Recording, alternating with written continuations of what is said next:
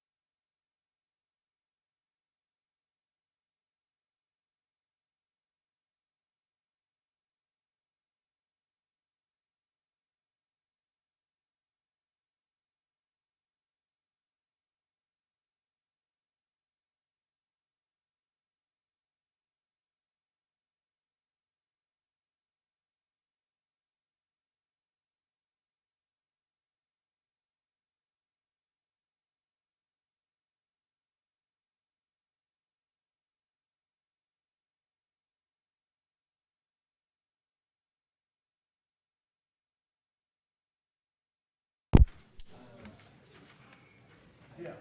Hey, what's up, man? How are you, sir? Good to see you. You know Buster? No, I don't. Lloyd Black, Buster Black. How you doing, sir? Nice to meet you, Lives sir. on Morgan Mill Road in Brooks. Okay. No, we got a plat issue. He's council for.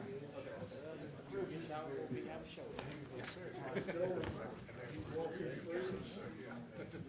they were not. They were not. Oh, well. Walter? Hello, Bruce. I've been better, but I'm gonna live. Glad to hear that. Not everybody is. Hey.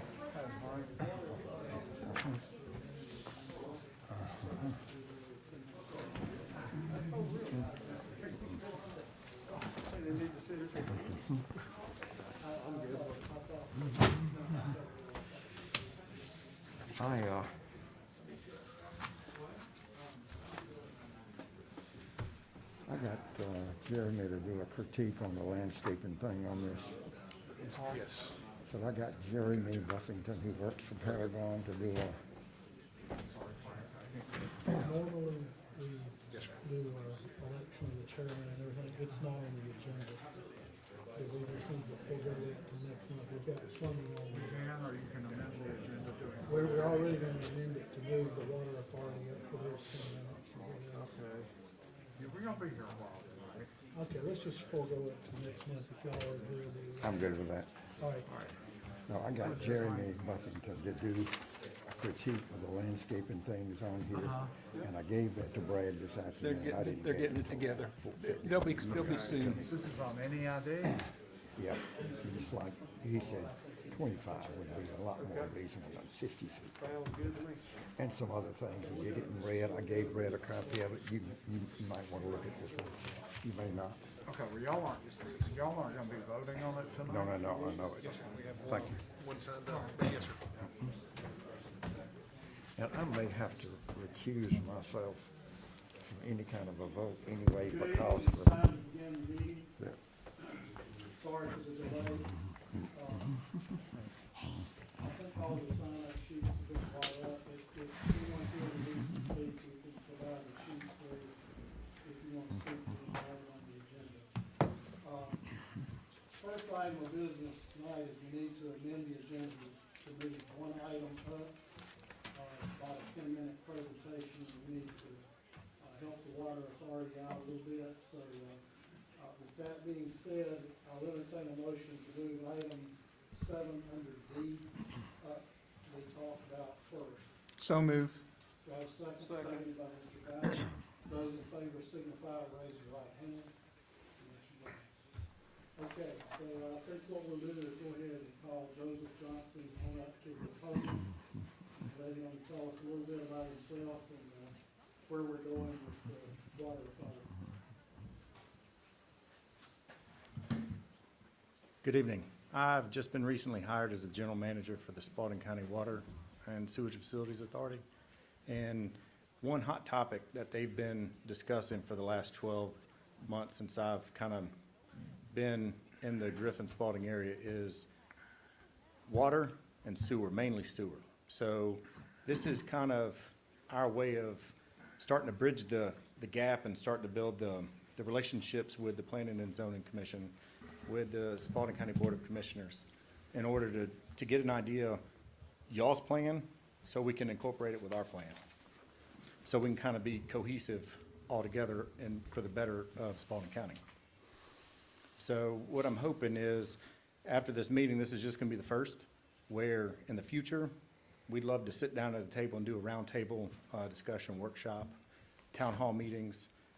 We'd like to be invited to any type of planning, comprehensive plan meeting. So this is the only way that we kind of see that we're not going in a different direction than the greater Spalding County is.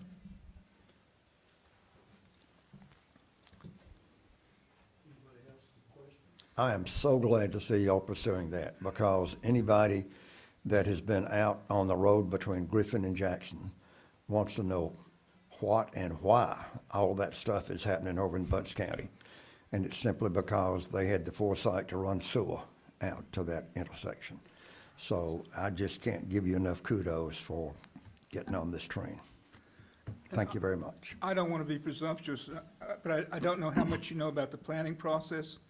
But we have a comprehensive plan and a future land use map, and that's probably the best overview right now. So if that's a good starting point to look at it. And then we sort of react on a project by project basis. So in overall of a grand vision, I don't know that we can go much beyond that. Well, I do know that you guys are in the process of updating that comprehensive plan, land use plan, over the next, 12 months? 8? So, what- The flume, right? Not the comp plan. Comp plan. As well, we just,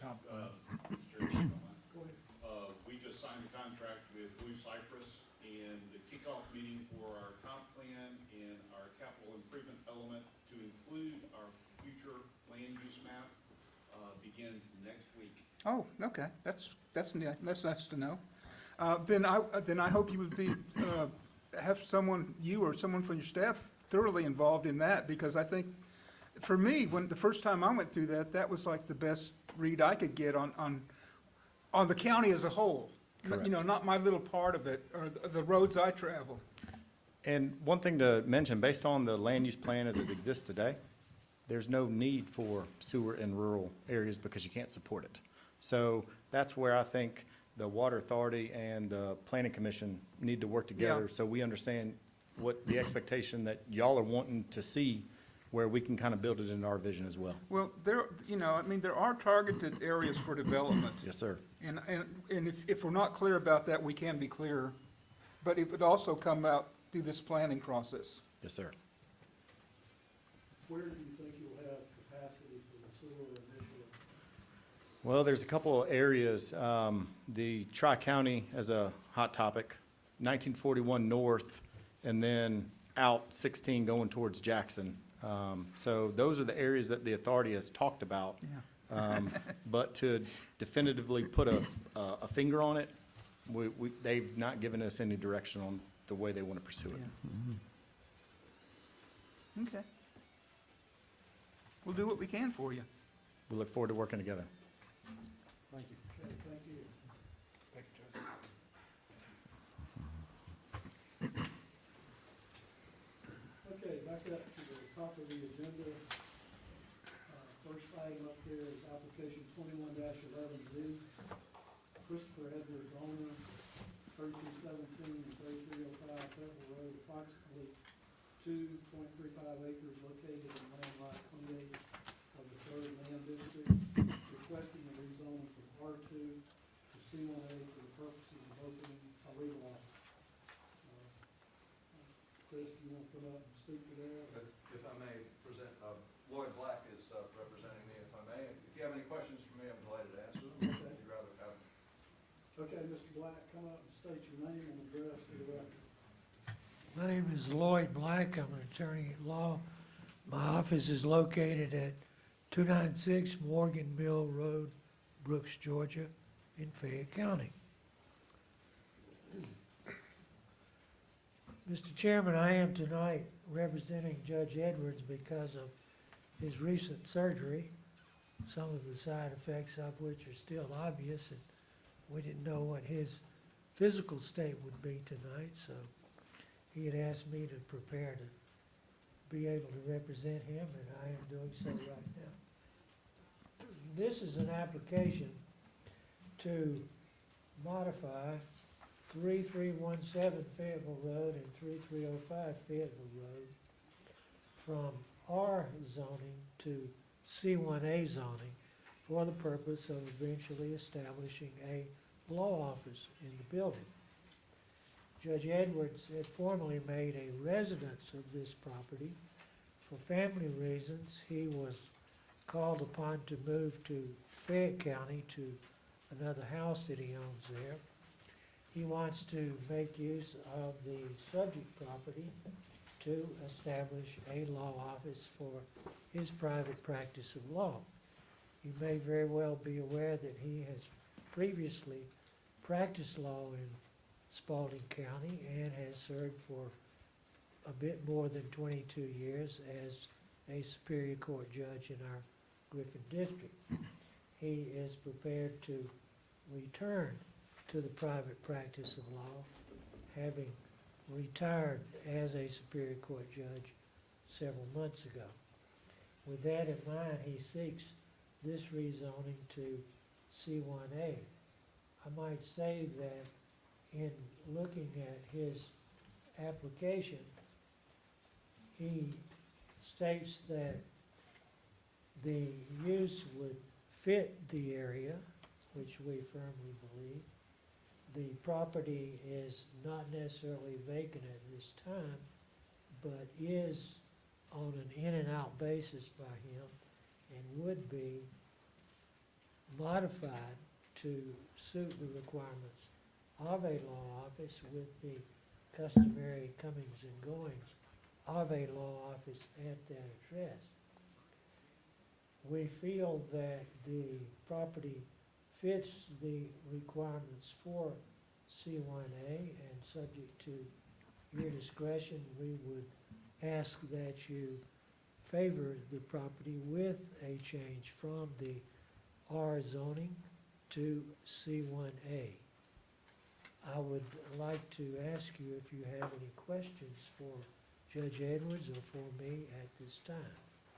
What's Smith's recommendation on that? Walter? Do you want to go down the line? Well, you know, you were Well, ready. I'll sit back. Frank?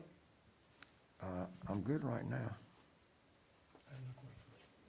There's some confusion in my mind, based on some of the staff comments, that this potentially could be a home office rather than, so it's not, that's not under consideration? That'd No, be- sir. Okay. No. I could say confusion in my mind. I apologize. I believe an acceptable use under C1A zoning is number 34, if I'm remembering correctly, and that is law office. Yeah. And it would be exclusively used as a law office. I guess the question I had is, when you look at that list of things that could go in C1A, it's pretty lengthy. And I wonder, is there, would the O and I be less intrusive, or why did you choose C1A? Mr. Chairman, there was no permitted use for a legal office in OI. You have medical offices, so dentists, eye doctors, things of that nature could go there. But C1A specifically had number 34 listed as a legal office, as a permitted use. So it was the one that was there. And if you, what really honed us in for that recommendation before the board and before the commissioners when it comes time is the purpose of C1A is to preserve the quiet nature of the a residential neighborhood. So a tire shop is not, or a gas station is not going to fit here. So C1 by itself would stick out like a sore thumb with that, because there are office spaces provisions that are in there. So the C1A was what we felt would be compliant with future land use map, the suitability towards the neighborhood when it came in, and those restrictions, when it came down to it for those type uses, simply because I don't think a McDonald's or, like I said, a tire shop would, make for use here. But I think something as a legal office, CPA's office, maybe possibly a real estate office, those all uses that are in the C1A, I think that's what would be suitable for the area and be consistent with the future land use map.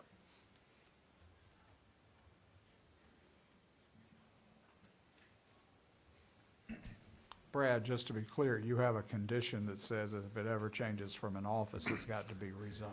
Yes, sir. So if you want me to go through the staff report. Yeah, go ahead and do the staff report. Yes, sir. So, excuse me, Mr. Chairman. So, Is anyone else signed up to speak? there is one speaker in opposition, Yes. Mr. Chair. How do you sign up to be a speaker in opposition? So there was a list that was at the back of the table, but we can get it amended if you'll. So it's not back here. It's So, up here. yes, sir. So we'll put it back All there. right, Paula Scipio, Pamela, Yeah.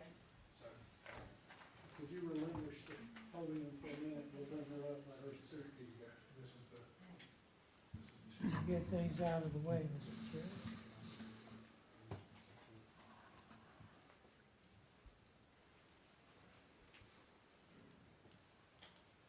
Good evening, my name is Pamela Scipio. I presently reside at 3285 Fayetteville Road, Griffith, Georgia, 30223. And we have only been in our home for about a month.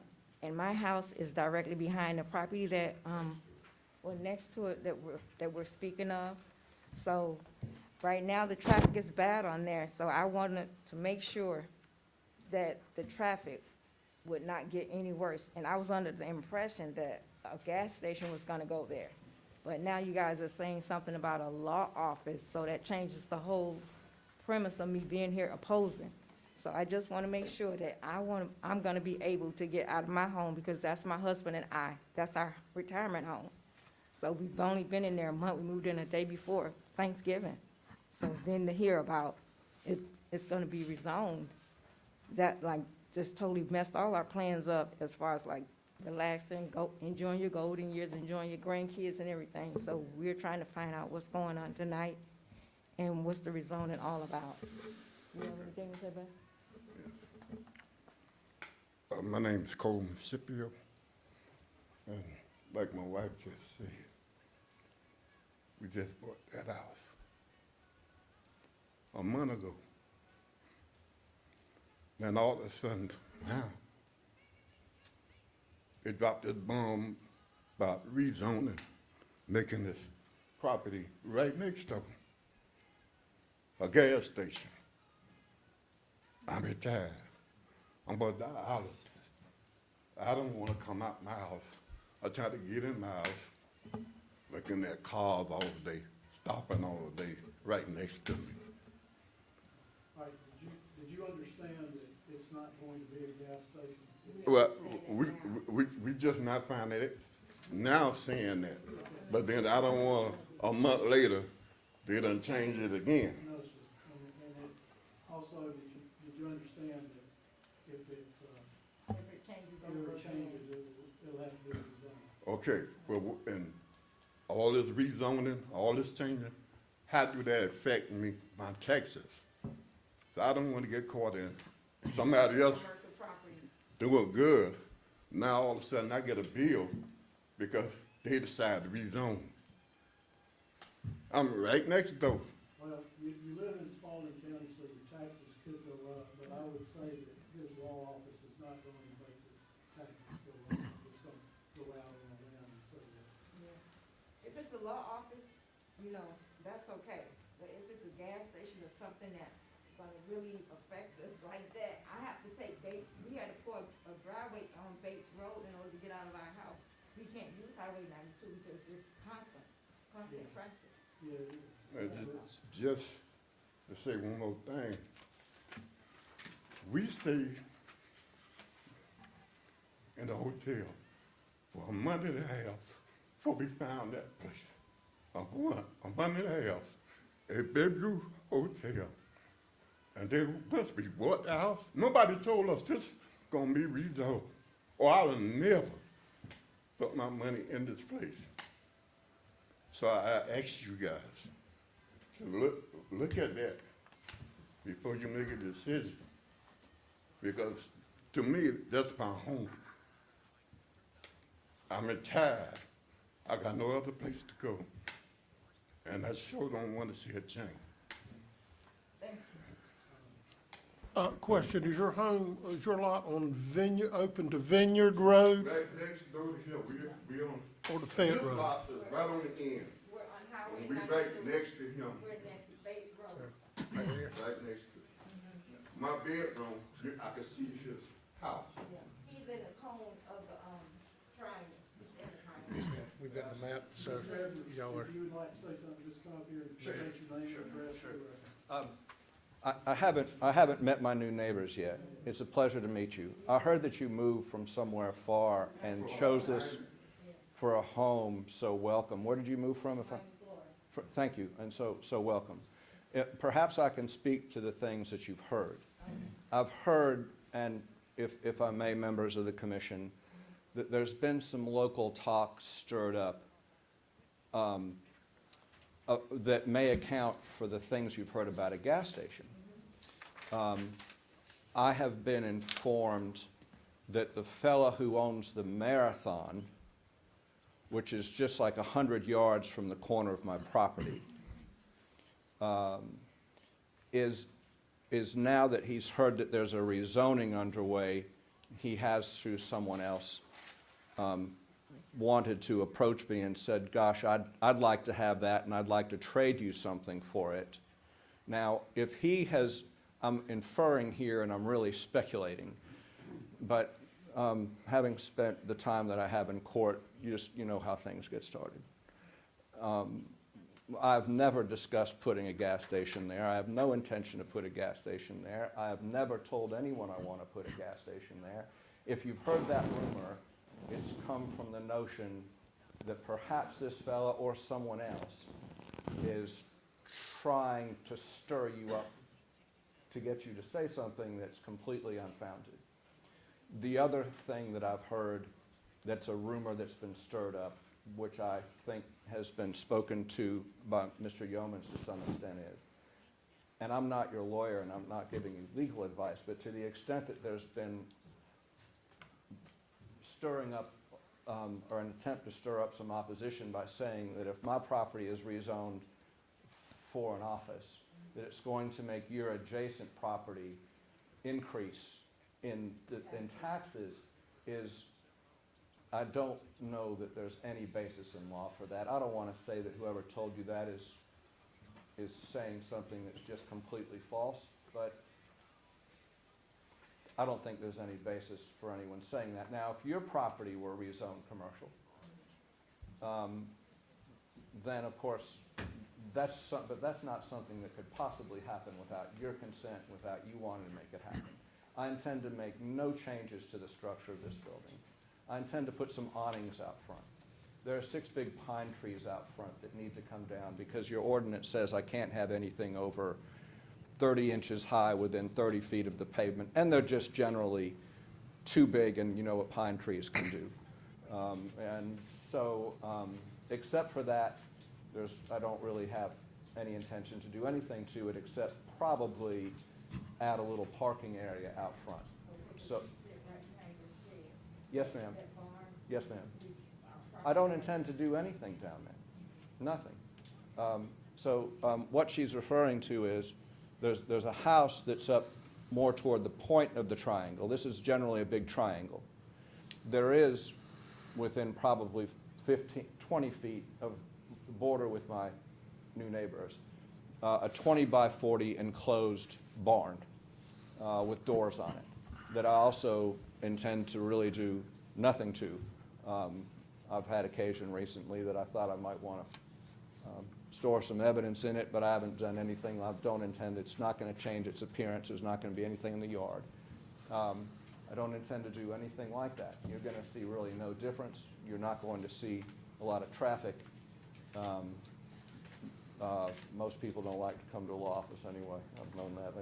People hate even less to walk across the street to court. I hope that resolves your concerns, and if the commission has any questions for me, I'm delighted to answer. Okay, thank you. We've got a couple of people that signed up to speak. Camp.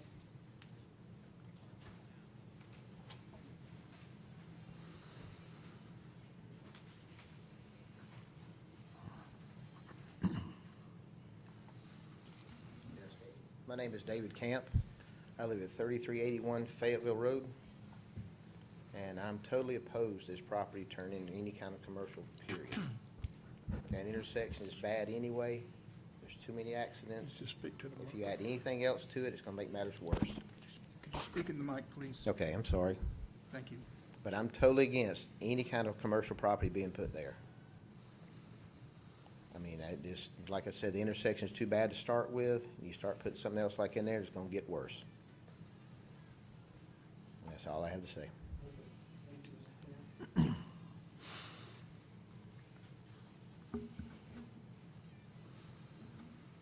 can't quite make out the name. It's 1604 Vineyard. Is that you? Yeah, Bill, come on. I can't read your name. You gotta come up, state your name and address for the record. My name is Leo Como, and I live right at 1604 Vineyard Road, on the Vineyard Road side of Chris's property. And I know Chris, he's a very nice guy, don't get me wrong, and I really think a lot of him. But I've been there since 1982 on this triangle, and we've never had, since I'm on the Vineyard Road side, I don't have to deal with the traffic problems that occur on Highway 92.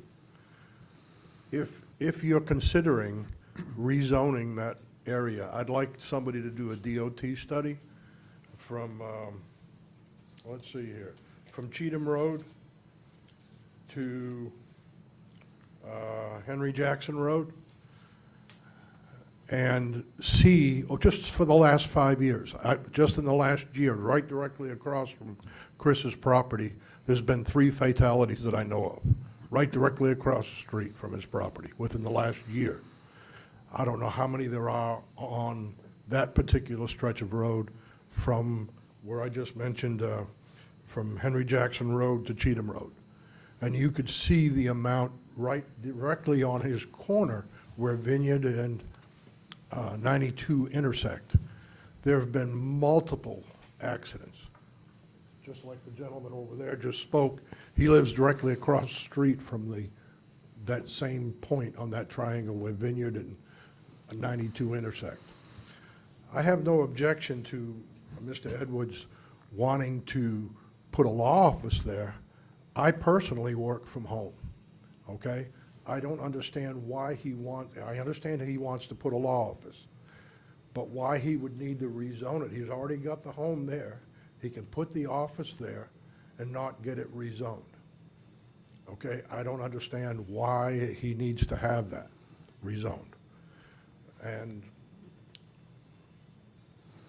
again, like I say, I'm here, Miss Jean Rogers, who lives directly across the street from the point. She's been there since 1977. And you can talk, she can't be here because of her health. She's 77 years old, she just can't be here because of health. But she's, over the course of those years, multiple accidents. The only thing that they have not done is entered her pond yet, but she has a big culvert that kind of protects the pond right at the point of Vineyard and 92. And her property is right there. The congestion in that area during the day and the way those cars fly up and down that road, that's why my new neighbors, Mr. and Mrs. Scipio, can't even enter the highway on the 92 highway side. In fact, Mr. Edwards, most of the time when he comes on and off the property, he comes on and off the property on the Vineyard Road side, which is not heavily trafficked like 92. And adding another commercial enterprise based with what we have right now with the S&M grocery store. And he just now bought adjacent properties, and he's going to open up 3 more commercial enterprises, but that's down past the property. And it's only going to add to the congestion. Now you want to add another commercial enterprise? I can't see it happening. If you would, please, I'm asking you to please do a DOT study from the areas that I just outlined and see how many accidents, citations, fatalities there have been during that small stretch of road. It's only a little over a mile. It's not much. Okay, and that's what I'd like to see you do before you folks make a decision. Okay, and again, like I say, Chris, I respect. He's a great neighbor. He just fixed my fence where the tree came down from his property and broke my fence. So, I mean, he is a nice guy, okay? And he's well respected in the community, and I understand all of that. But to take what is really, if you go into our neighborhood at night, it's a very quiet, private, little triangle area. Just the whole neighborhood is just very quiet. Except during the day, Highway 92, it's a mess. And you can't even drive out of their driveway, Mr. and Mrs. Scipio's. You can't drive out from Chris's most of the time, because he'll drive out on the Vineyard side just because of the heavy congestion that's there. I'd like you to consider that, do the study, and then make a decision. Again, I have no objection to Chris if he wanted to have a law office, but I can't see getting it rezoned to commercial. I just can't see it. Thank you, Mr. Coleman. Thank you. Brad, maybe this would be a good time for you to explain why it had to be rezoned and go ahead and do it. Yes, sir. Thank you, Mr. Chairman. So if you do a general home occupation, you can still only utilize 25% of the home as for, you know, nature of the business. You can still only have 2 people that do not live at the residence to come in and actually operate, you know, at the business on a day-to-day basis. Mr. Edwards has no intentions of continuing to live, you know, at the house when it comes down to it. And he's looking at having possibly one other legal, you know, attorney with him and maybe an assistant for the 2 that comes in. So that would put him above the categories for a special exception to utilize this as a home office. Once again, you go back to the commercial, or the C1A neighborhood commercial, it is designed to protect the quiet nature of the neighborhood. You're still gonna have a home that's gonna be refurbished to be utilized as an office space. Nobody's gonna spend the night there, when it comes down to it. So it's gonna be general, you know, normal business hours, 8 to 5, 9 to 6, you know, those type area, or those type hours when it comes in.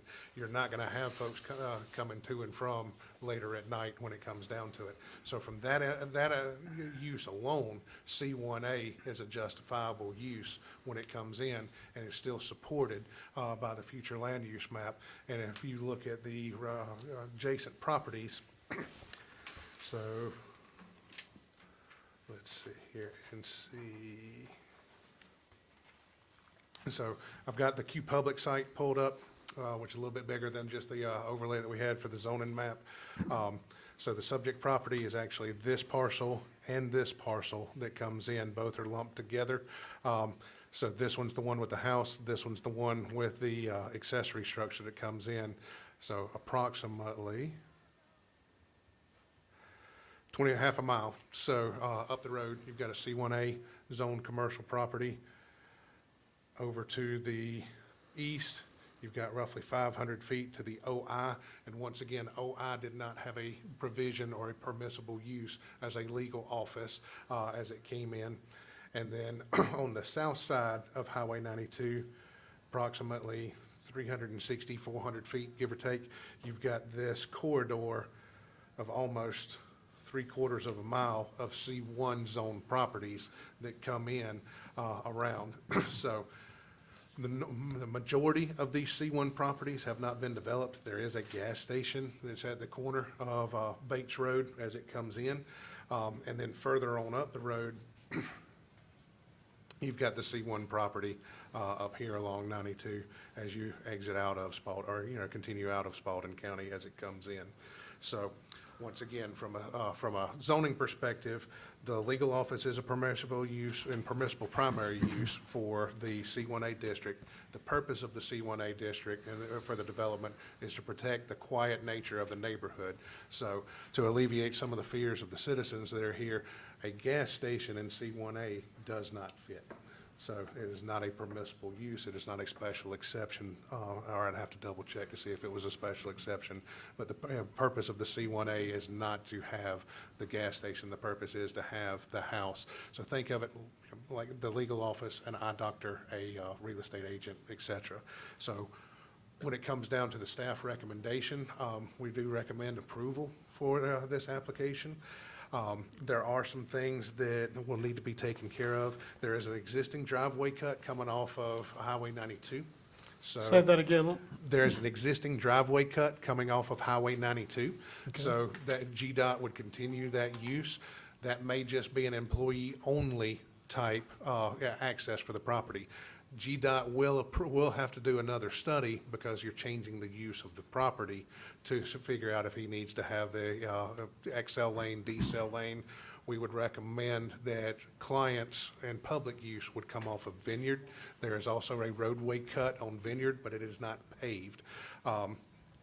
So you do have the standards of the Appendix G of the Spalding County UDO that do have the requirements for parking for office space.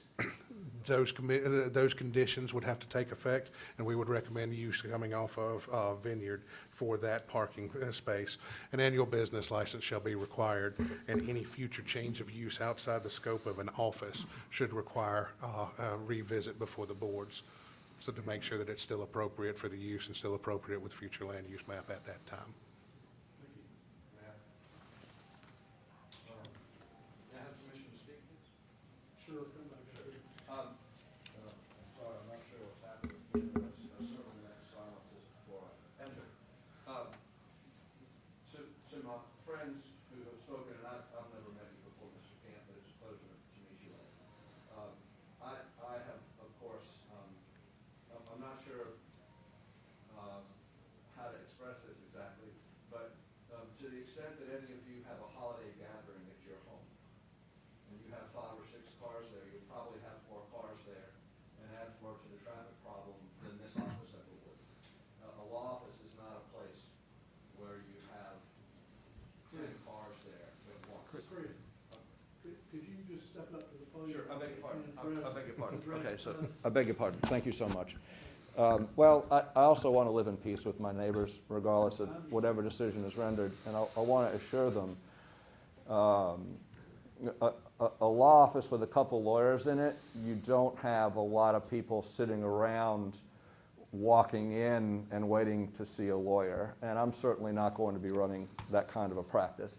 I can tell you at this juncture in my career, I'm interested only in working in substantial, important cases, whether I'm paid or not, that have a very significant impact on people's lives. While I can still serve my generation, that's what I want to do. That's not going to involve a lot of cars coming and going. I certainly want to be subject to the staff's recommendation regarding entryways and all those sorts of things. Highway 92 clearly is a very busy road, but it was before I bought there. And certainly the wrecks that are described, I have nothing whatsoever to do with. And the impact on Highway 92 of the few people coming and going from this house is going to be really very, very minimal, if not completely negligible. I do not intend to expand the building. I don't intend to change its appearance except to improve it. I may put some awnings and shutters on it and things of that nature. I may add to the parking a little bit. There's parking right now just for 2 cars, which would be just enough for probably people working there, including there's a carport up under there. But except for that, nobody can expect to see any differences. I don't. I expect to just erect some kind of a modest signage, and if approved, and that's really it. If you have any questions for me, I'm delighted to answer them, and thank you for your consideration. If I may. All right, you got a minute. Okay. If you could pull that triangle back up, I'd like to show everybody that have a better perception.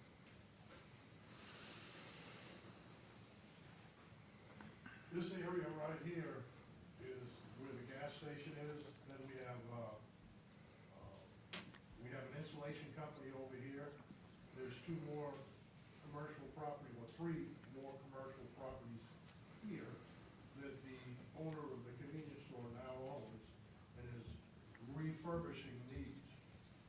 Now, what's gonna end up happening is we have the insulation company that comes out, we have these 3 commercial properties, which I don't know what they'll be yet, I have no idea. It was set up for offices, and that's what I had told Mr. Edwards, that this gentleman right here that owns the convenience store would gladly make, or do some horse trading with Chris and make that into a law office. It's already set up for law office, but buildings, everything. But Chris mentioned something about the lack of the road frontage, All right, which kind of confused me a little bit. okay, that's all the time we got. Okay? Mr. Chairman, could I ask Brad a question quickly? Brad, you mentioned driveway access coming off of Vineyard Road, that is not a condition. Was it your intent to add that as a fourth condition? Yes, sir, it And was. is there a driveway already existing? There is a coming off of- driveway cut off of Vineyard Road, but it is not paved, but you've got the culvert that's in. So, and then there's a paved driveway coming off of 92. So GDOT would permit the parking for the two cars off of the already paved driveway coming off of 92. If it were the intent to have the parking lot be accessed from 92, GDOT would probably recommend going and having the Axle Lane, GDOT study, and all that coming in. And in that bend or that tangent of that curve, I don't know if that would actually be permissible per GDOT standards. Therefore, utilization of the or access of the parking lot off of Vineyard would be more suitable for this application. And that would be the fourth condition? Yes, sir.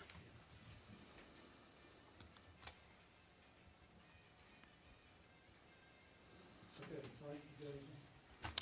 No, I think I'm good. No, you've answered all my questions. Of course. I don't believe that I have access to the future land use plan through the web, do I? Yes, sir. I do? You Okay, you're gonna have to show Mr. me Chairman. that sometime, because I wanted to look at it and I didn't. But you said that this was in keeping with the future land use plan. The flume, this was in keeping, that this zoning here would be in keeping with the flume. Is that, did you say that or not? Yes, sir. Can you explain that to me? Because it's hard for me to imagine how the flume goes into residential areas and spot zones individual parcels in residential areas. Mr. Chair, there are 4 bullet points up under each category on the future land use map that comes in. Primarily for this area, rural community, rural neighborhood, you have the low-density, single-family that comes in. For the rural neighborhood, I believe the distinction is you've got more agriculture. This is actually rural community for the future land use map. And as you go in, then you'll have civic buildings like churches and things of that nature. And then it's either your third or your fourth bullet point up under the future land, or the comprehensive plan that actually defines this, that states the commercial nature of what comes in. And like I said, you look at the purpose of the C1A zoning, and it is to preserve the quiet nature of the neighborhood. So between those 2 points alone, staff recommends that this is in conjunction with the future land use map. Okay, because it's a light use. Yes, sir. Okay. I'm pretty clear on what the benefit to the property owner is. I wonder what the benefit to the public of this is. If we zone this C1A, what benefit is there to the public at large and the neighborhood in particular? So they've got access to a legal office that's right across the street. Okay, good. Okay. And again, I use the term spot zoning. Can you explain to me why this isn't spot zoning? So I feel that every parcel is eligible for a zoning application when it comes down to it. If you were to turn this into manufacturing, that would definitely be spot zoning when it comes in, because it's not suitable for the area, nor is it earmarked in the future land use map as a suitable use for this. Okay, okay, fine. I understand your position. Bruce? I don't have anything else this time.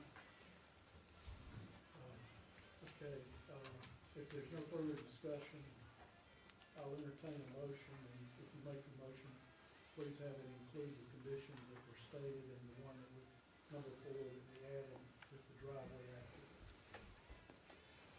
I move to decline the application. Okay, I have a motion to decline. Just hang on. I have a motion to decline, do I have a second?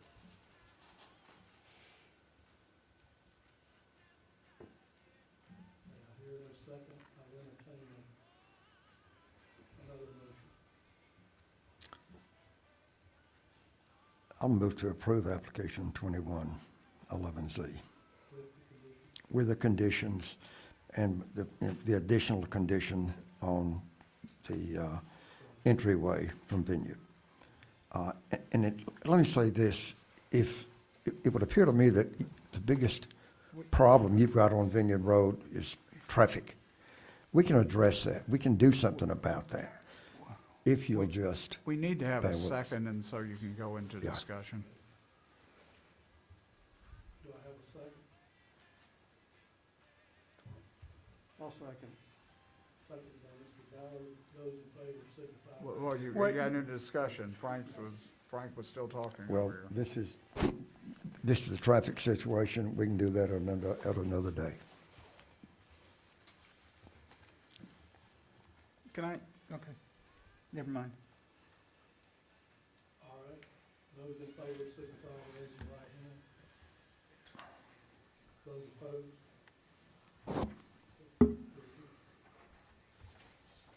Okay. Next item on the agenda is Vineyard Park subdivision This- number 2201. John, Mr. Chairman, if you would, this goes before the Board of Commissioners in February. Yes, sir. What's the date? It would be the second BOC meeting in February. No, it's the special zoning hearing, Brad. It would be the fourth Thursday. It's the 24th. Yeah, February the 24th. All right. Item 2, Vineyard Park subdivision 2201, CBD Investments LLC owner parcel 260-06008, approximately 85.5 acres, located in land lot 37 of the Third Land District, requesting approval of the new preliminary plat. We have someone here to speak to that. Name and address for it. Good evening. My name is Stanton Kincaid. My address is 202 Triple Gap Road, Suite 200. Coming, 202 Triple Gap Road, Suite 200, Cumming, Georgia, 30040. This is, just to give you the background context of this, the plat that we're seeking approval for is for a subdivision that is, the lots are already all developed. This went through an initial preliminary plat approval back in 2005, and then there were construction plans that were approved also in 2005, and it was physically developed in 2005 through 2004. And it was all developed within the requirements of the 2005 preliminary plat and construction plans. Due to the Great Recession, there were setbacks in the development of this, so it was never submitted for a final plat approval. The preliminary plat was extended multiple times. In 2019, it did not receive approval for another extension. So we are back here seeking approval for a preliminary plat again.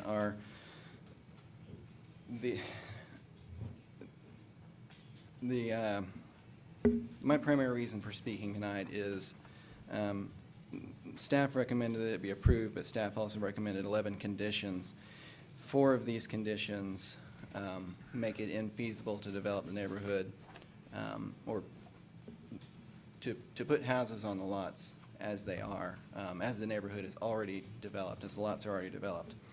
The 4 that concern us are 1, 3, 4, and 5. 1 and 3 require on the first floor 1,250 square feet of heated space and then a 20 by 20 foot garage for each house. And because of the size of the lots as this neighborhood has already been developed, it's not, because of the size of the lots and the setbacks, it's not possible to put homes of that size on there. So, and we already have utilities in the ground and everything is fully developed. And then the other that we are concerned about is conditions 4 and 5, which require brick, stone, stucco, or vertical board and batten siding on all sides of the houses. And that's just infeasible for this neighborhood. There are some neighborhoods where we have seen homes that go for $1 million that don't have, that don't require this. So we ask that it be approved and that, well, it be approved with all of these conditions except for 1, 3, 4, and 5, as recommended by staff.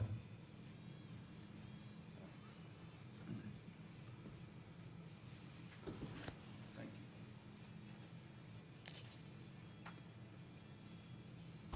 you. Mr. Chairman, can I address this further? Sure, go ahead.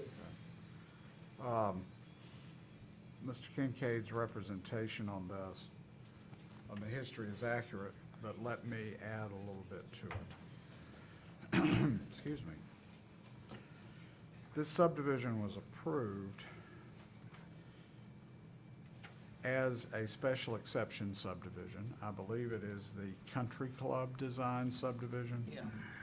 If y'all are not, we haven't seen these in a while, so let's briefly refresh everyone's memory on this. I did. Yeah, that's. All right. These, under, our subdivision class zonings, we require a minimum lot size of 2 acres. There are 2 ways that a developer can reduce the lot size under that, and the first one, under the same zoning, is to seek a special exception for approval of a subdivision plan consistent with one of the approved forms that are in the zoning ordinance. And in return for the lot size reduction, there are architectural and aesthetic additions that are intended to improve the neighborhood and make it more attractive and make the development, excuse me, better. Now, those changes came about when we learned that the mere existence of a 2,000 square foot house doesn't mean you have a decent neighborhood. So, the first developer came through, had that approved as a country club subdivision, and then presented this plat. Now, the first developer went through and developed according to this plat. And with minor exceptions, there are no changes, because this was something we double checked on, there are no changes between the old plat and the new one, with the exception of, and this is coming from, excuse me, Mr. Scoggins, who is in the same firm with Mr. Kincaid. Because of new environmental controls, the 100-year floodplain that's newly identified had to be incorporated.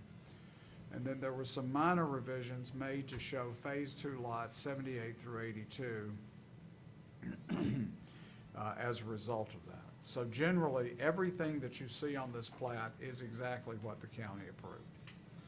Now, the developer ran into, like Mr. Kincaid said, the Great Recession, and as a result, the subdivision did not get completed, even though the roads are in, the utilities are in, the telecommunications facilities are in. Everything's there but houses. You have even, I believe y'all have even constructed part of the amenities. The clubhouse is in, correct? Or you didn't, but it's there. That's what I recall, is that Now. that is already there. Now,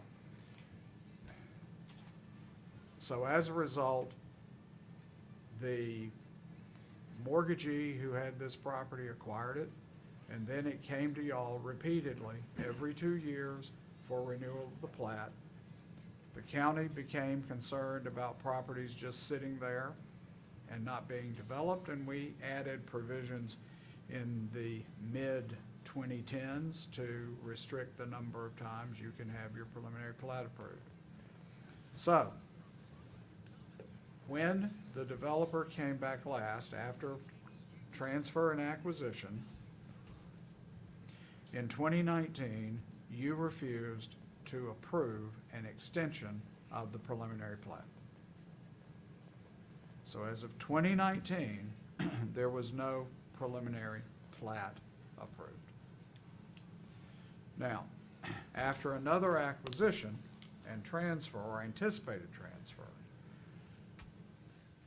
this became a bit confused, and Ms. Bell sent this plat to a final plat approval in front of the Board of Commissioners in October. The Board of Commissioners denied the final plat. Now, Deborah was not versed completely in everything that had happened with the plat history to that date, but the final plat was denied.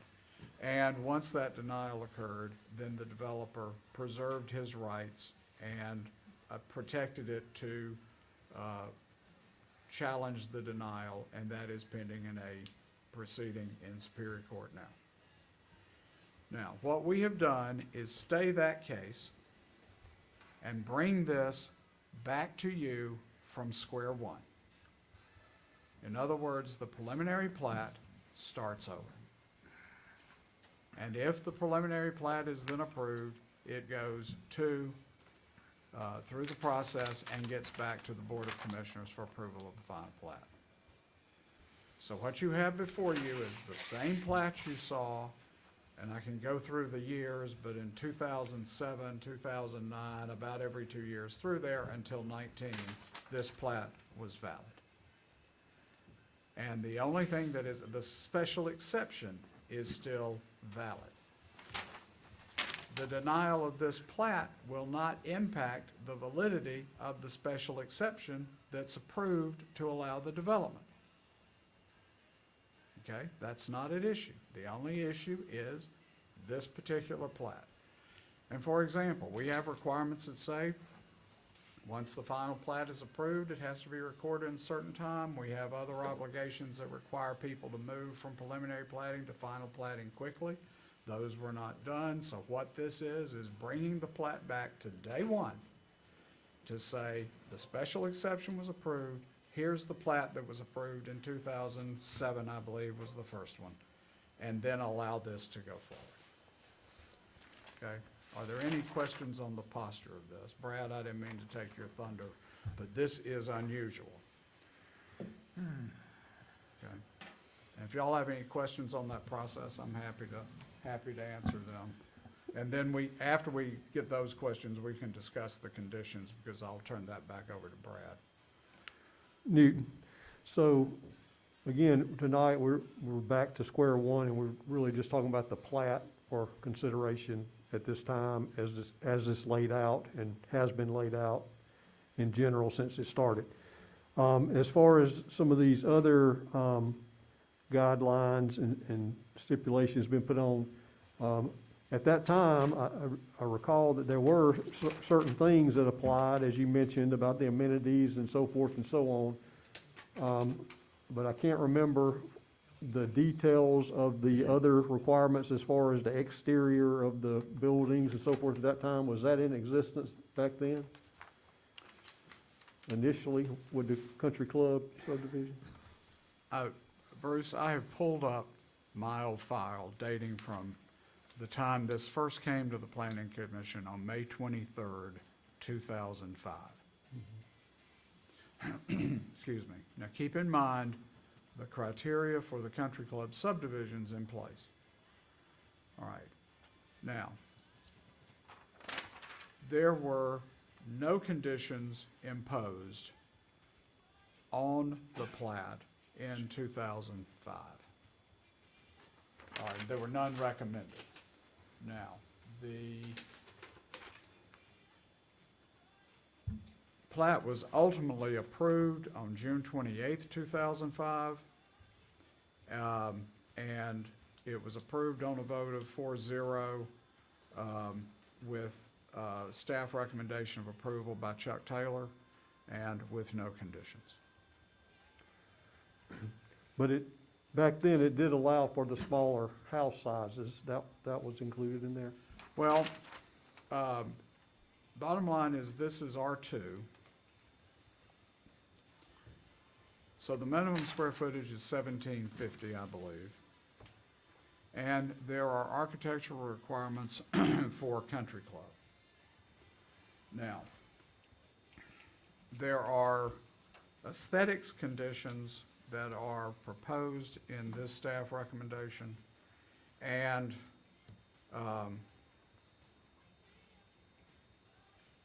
those are discretionary. Mr. Kincaid has voiced the developer's opposition to them. My opinion is on those, they are discretionary.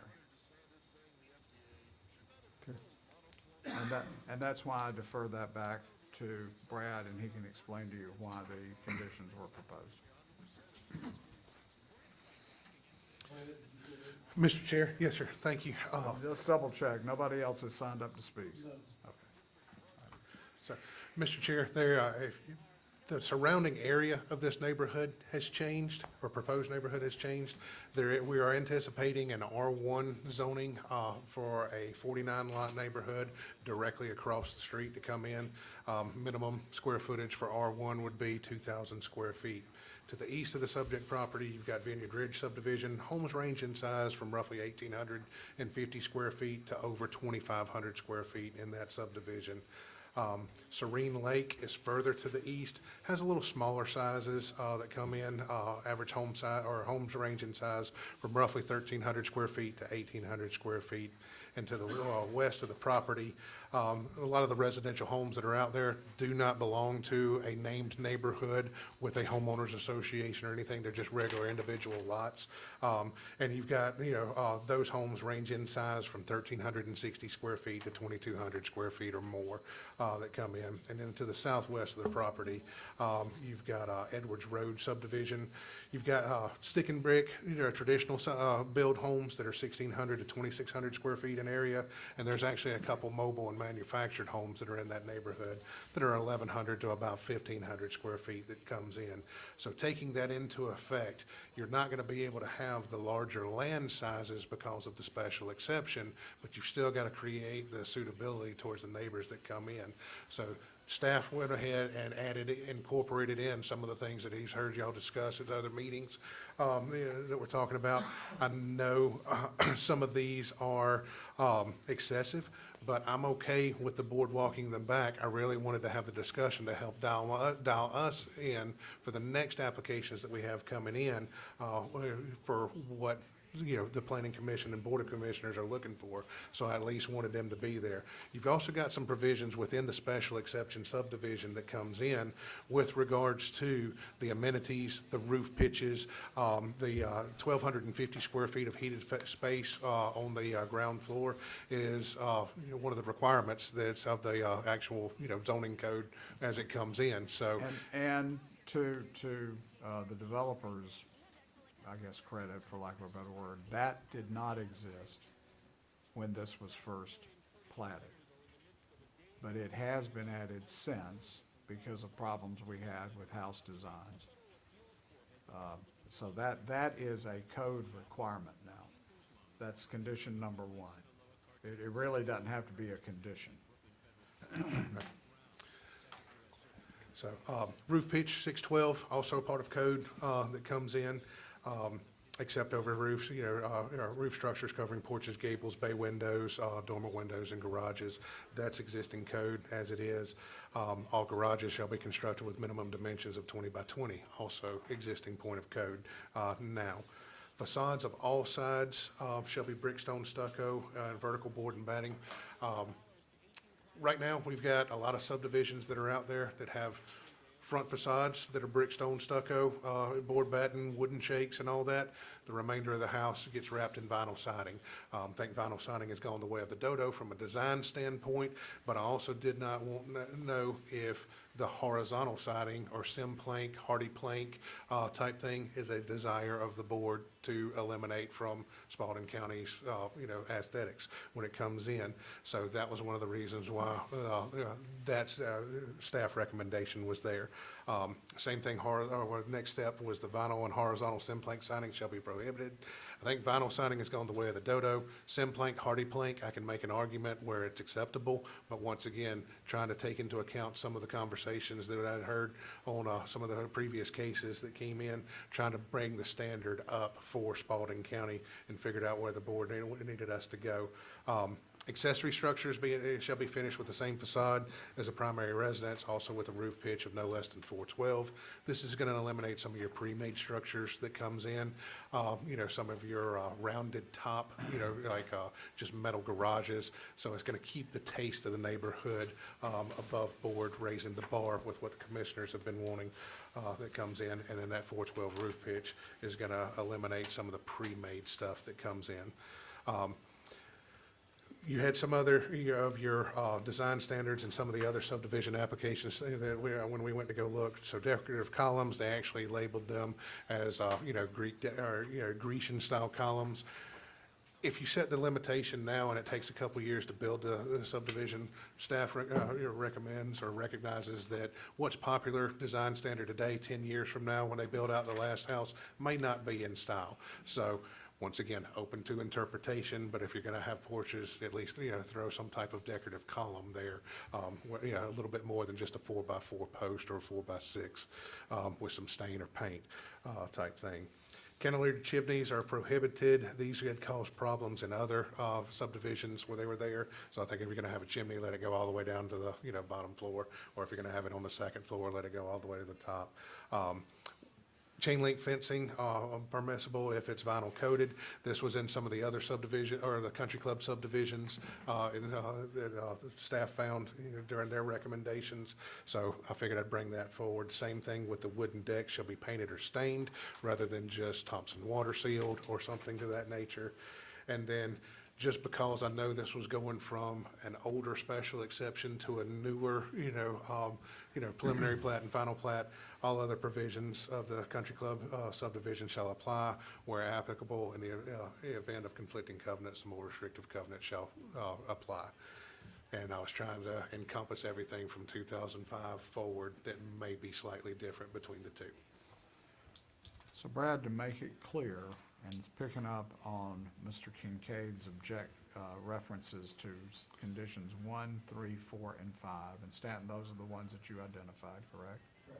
All right. Number 1 is a code requirement. Modern day, yes, sir. Number 3, the garage, 20 by 20, is that now a code requirement? Yes, sir. All right. Number 4 is the facade requirement that you set out. Is that now a code requirement? It is not in code for all sides, front sides with up to 35% accents of other materials. Okay. But vinyl siding is prohibited in code. Okay. And the same would be true on number 5. Vinyl has been prohibited, but Vinyl, but Simplank could be used. Simplank, hardy plank, horizontal wooden, type facades would be acceptable.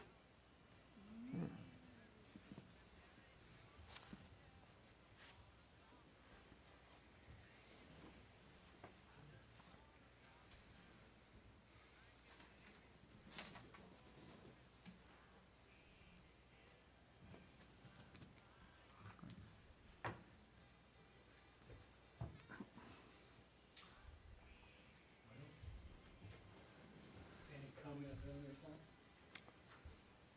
I would like to take any. I think you've done your work, Brad.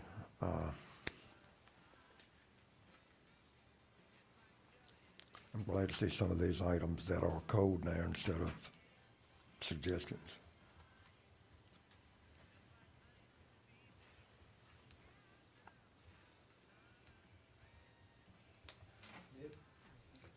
I have nothing. Yeah, really kind of questions for both Brad and Newton. I was trying to track along too about, his concern, the applicant's concerns about 1, 3, 4, and 5. And and also the fact that there's some sort of potential legal hearing or legal decision brewing. But, I mean, am I not correct that when the plat expired, this is considered a new plat, and therefore it is subject to the current ordinances and regs, not to what was present 8 or 10 years ago? Well, that's pretty much correct, though there Okay. have been upgrades to the Right. development requirements. Right. And that Brad has applied in his staff report. Yeah, so if that's a deal breaker, I don't know where we go. Brad, for you, that's a very small thing. Simplank and hardy board's okay with me. But the rest of it, the rest of it is fine, but I see a lot of hardy board, and it looks more like wood than it does vinyl. Yes, sir. So I think, me personally, I'm not gonna speak for the board as a whole, but me personally, I can live with that. Staff appreciates the guidance. Yeah, I'm sure you do. You don't get enough help from us. I have a question, and I guess they may be moot at this point, but I don't understand from what I'm seeing, which of the two architectural design features, we list what, six different features. And I'm not sure which of the two, it has to meet two of these. I'm not sure which two these particular dwellings would meet. Do you know? So have not seen any type of proposed building elevations But or anything? that's why you were talking about porticos and the minimum three-side facade and stuff Yes, sir. like that. Trying to want to make it where they could hit it with, and, each Right, house have its own right. individual Okay. flair, not everybody being in the same cookie cutter. And then a pretty left field one.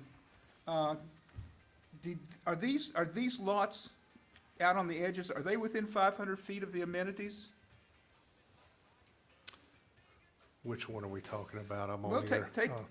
the amenities are at the top of the parcel. Yes, sir, right here. And then there's lots, you've got different maps here, so it's hard for me to judge.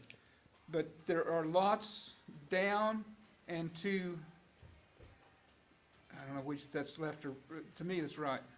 Okay, let's see these parcels down here, and I can't even read them. 28, put your, no, not those. No, I'm losing it. Okay, we'll go back up. There are, There's your 38, 36, you said 28? can you raise that? Okay, yeah. Yeah, Mo- right move- yeah, okay, now move it over this way move it to my left. Over, be in the 30s, go all the way to the end of those. 35 looks like the bottom corner of the development. Yes, sir, that exits on Westmoreland Yeah, Road. okay, is that within 500 feet of the amenity center? Not indicated on the plat. We would have to go to rough draw on Q Public, so, to see. But we'll check that for you real quick.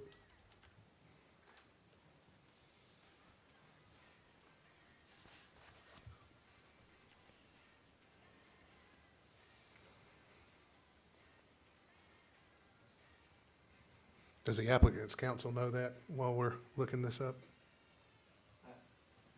I do not.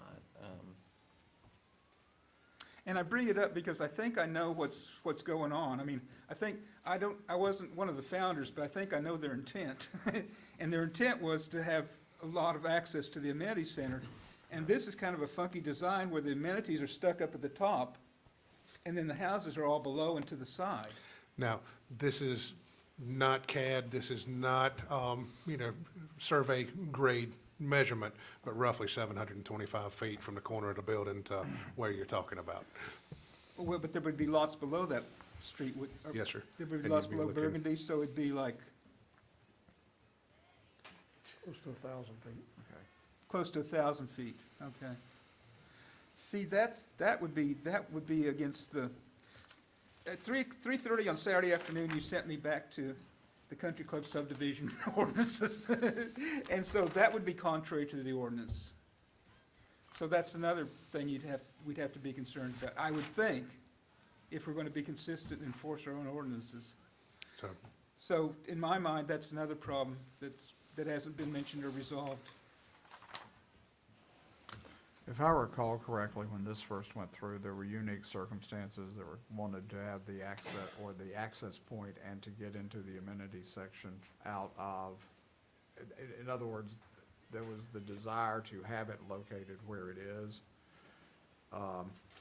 Walter, I do not remember, nor do I have notes that reflect that that was actually discussed, and to be honest with you, I'm not prepared to look at that reg. I have a copy here if you want to see it. Mr. Chair, it could be, because you do have the flood and the green space on the southern side, technically a walking trail could be added in That's there. correct. And that would qualify for your amenities. Amenities does not necessarily mean the building where the clubhouse is. Correct. So, Okay, well, I think there is a walking trail along the perimeter of the property. I was gonna say, so, Proposed as best I can recall. so- Okay, so that counts. yes, sir, so proposed mulch trail. Okay, so is that's in that not, so hyphenated. that's not a problem. So, But that's what I But- mean, I haven't been through this before, so I need to understand what's yes, going on. clarification though, but if that counts, the trail qualifies. If not, then the building would be an issue that the board needs to consider. Yeah. It's, okay. It seems to me that the amenities were located by virtue of the terrain rather than by virtue of the neighborhood organization. If I recall correctly, Walter, that's, to a large degree, that's correct. And I'm not sure that's the proper design principle. Well, but let me point out, though, we've got facilities and roads in now. Yeah. This was approved before, and they actually built the amenities building, at that time, and as they started, so I don't think, I think we would probably be good with the mulch walk and that side of it, being where we are. So they could go ahead and build before the final plat was approved? It's already been There. approved. Walter, they have to do that. They have to be able to get a grading permit. They have to have the necessary infrastructure in before they can start construction on houses and lots. And before, and that has to be done then before the final plat's approved. Okay.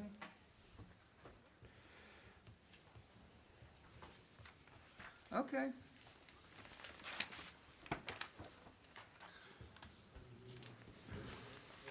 So, Yeah, I do have just a couple of things. Going back to Newton's comment earlier, and I was around when they went through this, and we looked at the country club subdivisions and approved that concept. And again, it was the fact that, you know, you didn't have to have the large house to have a nice house, and there was areas that did warrant having a little smaller facility. Now, if that's been changed and was not taken into consideration in the fact of a country club subdivision since that time, then I would think we would need to certainly go with what the code says, but I do think that there was some desire at the time to allow for a little smaller footprint, but on the other hand, keep it a nicer, you know, more developed area like we would normally see in a country club setting. So, you know, with that, again, going through the recommendations there by the staff, I do feel stick with the code issues that have been made. If it says no vinyl, then certainly don't care for any vinyl. I know that a lot of the custom houses and houses of today are using horizontal cementous plank and look very nice. I'm certainly not opposed to that side of it. I think we could at least consider that and just do away with the vinyl, because again, it's a code issue. Even with, I know this is a small lots and stuff, so in that regard, I can kind of see the accessory buildings, but, you know, that's one of the issues I have had before, and I guess we'll look at it again tonight, that we get sometimes too carried away with some of the accessories and, you know, requirements with that. And then as far as the other comment for the thing, really for a deck on the back of the house, you know, I'm all for painting it and staining it, but again, usually those are at the back of a house, and between a stained deck and a Thompson's water sealed deck, from looking from the neighbor's yard, I don't think you're gonna be able to tell too much, so I don't know if those kind of specifics are really necessary or not, but that's just my 2 cents on that. Yeah, I think we definitely should Then, upgrade the code that we have now. This is 2022. so, Mr. Chair, I will amend the staff recommendations. Let's just leave it as vinyl siding shall be prohibited. Hardy plank, sim plank, horizontal, staff is okay with that. Let's eliminate number 10 entirely that comes in.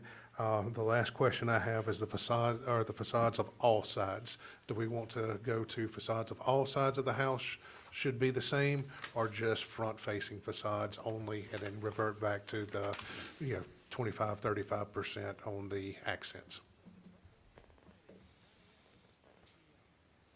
Well, I see the merit to doing it on all sides, but that's kind of not how it's done, really, isn't it?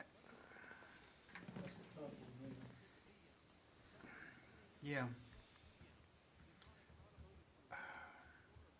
I would say on houses of this size, I don't know that four facades is appropriate, because the price point of those houses, of 2,000-foot square houses, is not going to be that great. So I would tend to just go with the front facade. But I realize also that I live in a neighborhood where we have front facades and then hardy plank on the other sides, and I'm used to it, so maybe it's just what I see, and maybe it's not the right choice. But I guess if they were larger houses, or if it was intended as a different type of development, I would be a little bit stricter in terms of the facades. But again, I think these houses, and I don't know their marketing plan, but it seems like 2,000-foot square houses are not going to be top of the market. That particular area is not going to be top of the market. So I think 4 facades would be too restrictive on these types of homes. You've got an upward trend in home size, in the neighborhood or in the neighborhoods that are out there, in the Yeah, you neighborhoods that are pointed coming. that out, yeah. So, like I said, once again, to protect the integrity of what's already out there, like I said, staff was looking for that recommendation. And I don't want to get into the thing where, we control everybody's paint palette or color palette, when it comes in. But, trying to bring some uniformity to the neighborhood.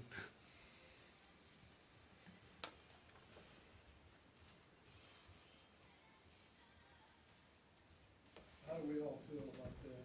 Number 4, how do we all feel about that? Let me get back to 4. That's the one we just talked about. Yeah, right, well, I made my feelings known. Yeah.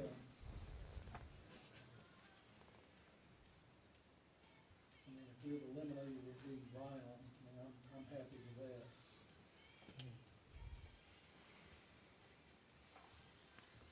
So should staff stipulate front-facing and then 35% accents of other materials?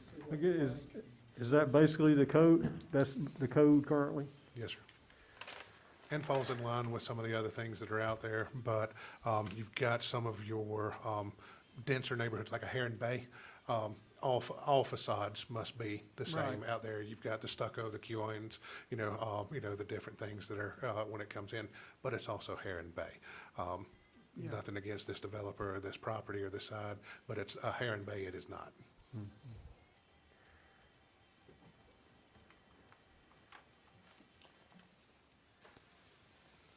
Yeah, I mean, I would love to see a higher quality, and I think we're going with that without the vinyl.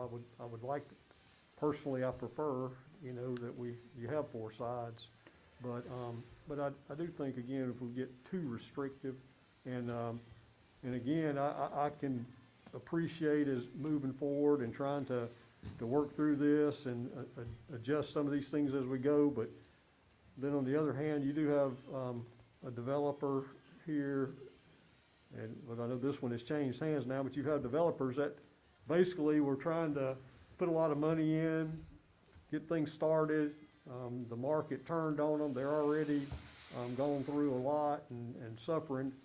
So to put too many additional extras on them, you know, at this time, I think we can do it as we move forward in new subdivisions. But I think for this particular one, I'd probably go along with what Walter said.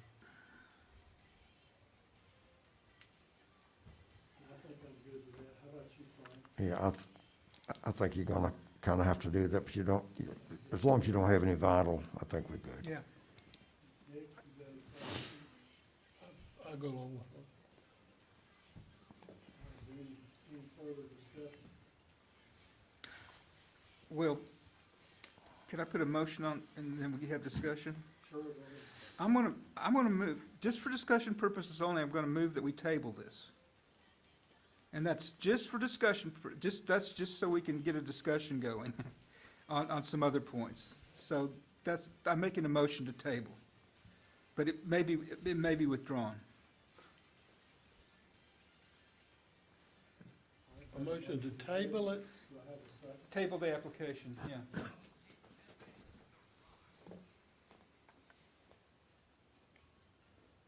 Mr. Chair, technically, table means you can set it aside to discuss, and then you can pick it back up from the table. Postponement would mean we put it off to next month. I'm good to discuss it. Well, let's do it. Okay, well, let's discuss it then without a motion.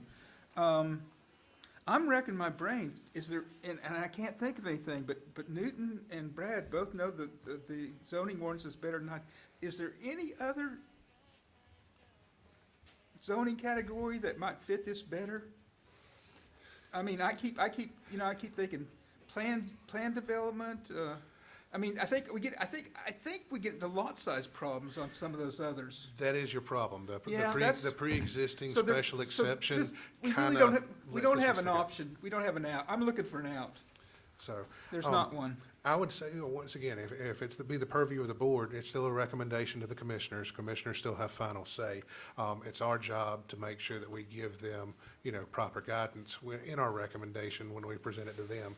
So the biggest question staff had was with regards to the actual design of the houses, because we've already got the lots that are there, we've already got the amenities that are there, we've got street roads, we've got fire hydrants, we've got storm water. I do not recall if there were street lights that were already installed, but they're probably coming, as it comes down to it. So, Let me ask this then, do you think there would be any benefit of further discussion between the staff and the applicant to try and iron some of these things out and resolve some of the things before we take a vote? I think if we have a recommendation tonight, I think that's something we can go back with them and go. They've made their objections, Right. as it comes in. But the problem is zoning code is updated, so we've echoed some of Okay. those. Everything else is just going to be some of the little finishing touches when it comes in. Okay. And I think we could make the recommendation tonight and then take that back to the applicant, and the applicant can decide whether or not they want to do a final plat in front of the commissioners or whether or not they want to revise this preliminary Okay. plat. I and think move I from there. understand, thank you. You do not have the ability to impose another zoning class on this property. There's nothing pending, and a plating decision does not give you the authority to rezone property. They would have to apply to have it rezoned. And with regard to the conditions, let's be clear. Now, the only one that I had a question about, Brad, was the garage requirement, but if you say that that's in the code, it's in the code. Condition number 1, condition number 3 are in the code. They will apply anyway. The applicant has not posed any objection to conditions 2, 6, 7, 8, 9, 10, and 11. So the only ones that are really the topic of discussion where you have discretion is going to be 4, which is the all 4 sides requirement, and from what I've heard, most of you are agreeable that we probably revert back to the front side requirement.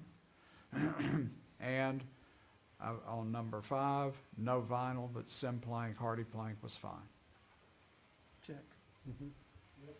And, And hardy plank, Simplank done in a horizontal arrangement is fine as It's well, fine. in addition to board and batten.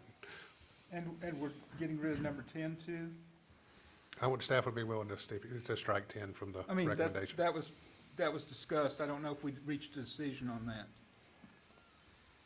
So, staff would strike it. So- The applicant has consented to that one.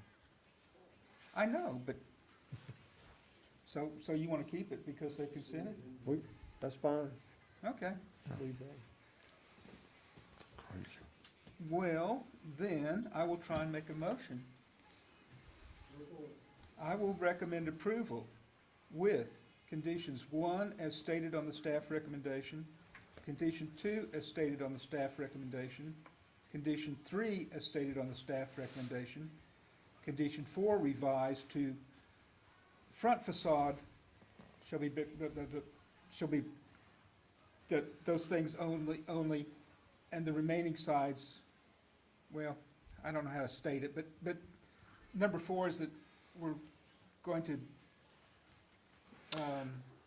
require only certain materials on the front facade. Number 5, that horizontal Simplank, no, vining is prohibited, but horizontal Simplank or hardy board is allowable. Number 6 is stated, number 7 is stated, number 8 is stated, number 9 is stated, number 10 is stated, and number 11 is stated. Does that work? What about the orientation of the hardy plank? Oh, it's horizontal, I'm sorry. Horizontal is okay. Yeah. Okay. I meant, yeah, boy, absolutely. Thank you, Frank. Thank you. Okay, I have a motion with the conditions specified. Do I have a second? I'll second. Second by me. Those in favor, signify by raising your right hand.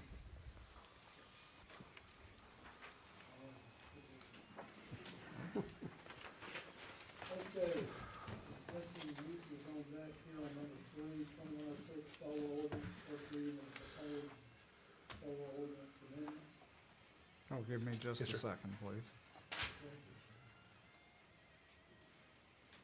By the way, for what it's worth, I have personal knowledge that Mr. Galloway has considerable expertise in this area. So, no, I'm not joking. He and I have actually had some discussions along these lines, and I was impressed. So that when we tabled it when you weren't here, it was to enable us to have your expertise present for this discussion. Okay, let's go over ordinance 2106. The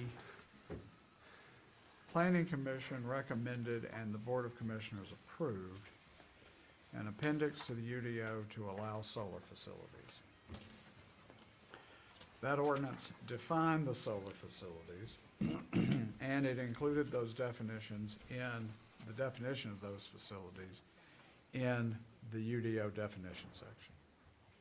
What we did not do at that time was identify which types of solar would be applied or could be applied in each of the respective zoning classes. So, that's what this ordinance does. And one of the reasons it's so long is we had to go through each class and put them in. Now, as a general rule, the residential classes, including most of AR, allow what are called integrated solar systems. That's rooftop. And that's all.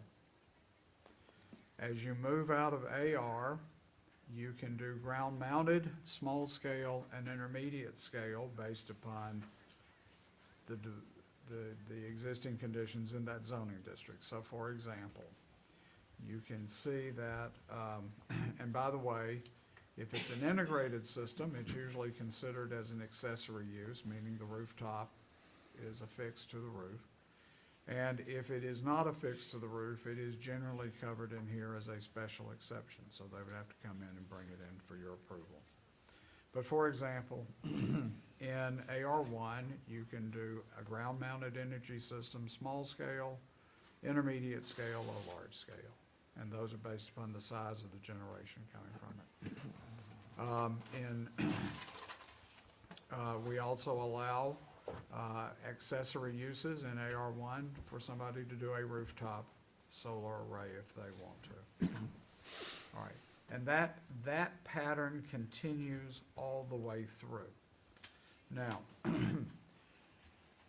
one of the reasons that we have not seen in Spalding County more interest in solar arrays is twofold. Number one, in the Georgia Power competitive bid processes, the amount of property required to do a solar array that can come in at the most competitive price, the amount of property is huge.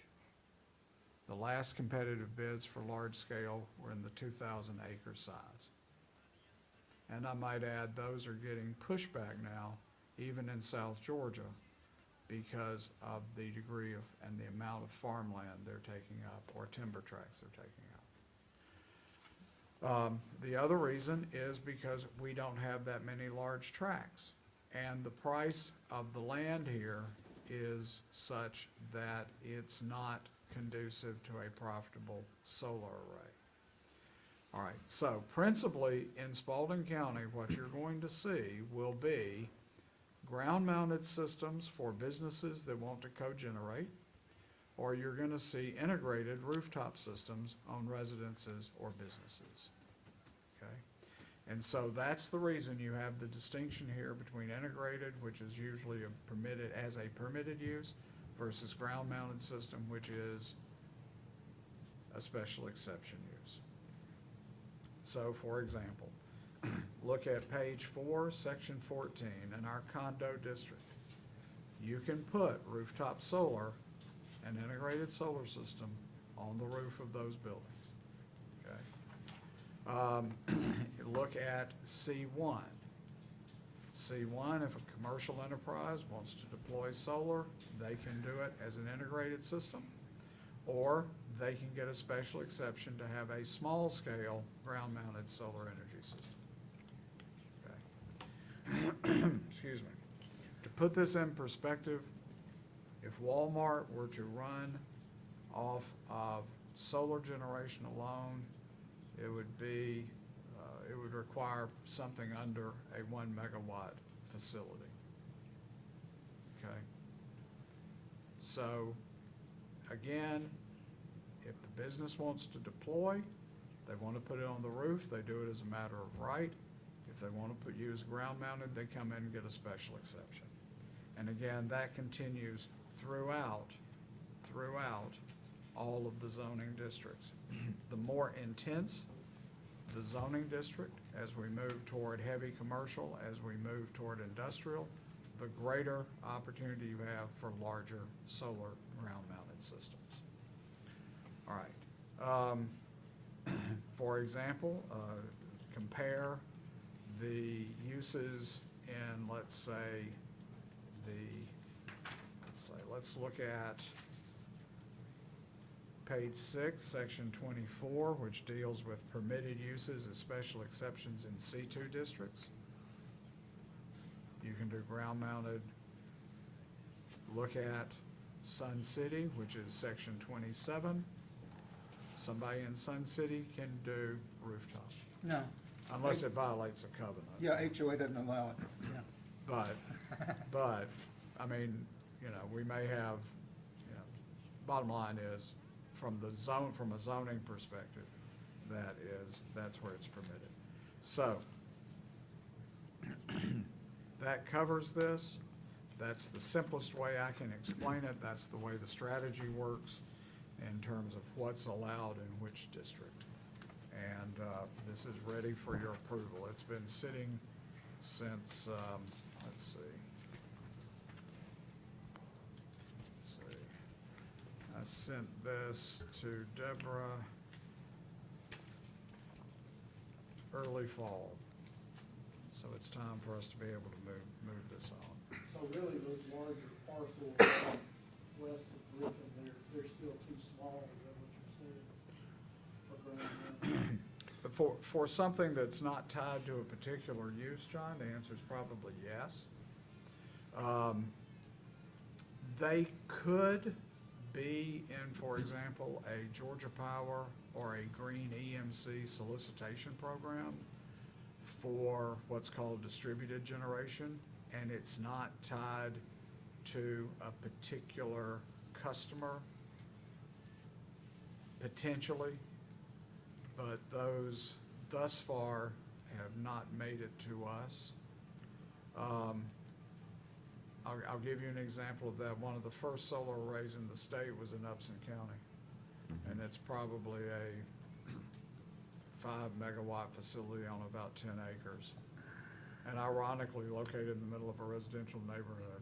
I was surprised when I saw it, but realistically, we do not have tracts large enough for people to come in and propose competitive utility scale size facilities and be able to win a Georgia Power or Green EMC bid.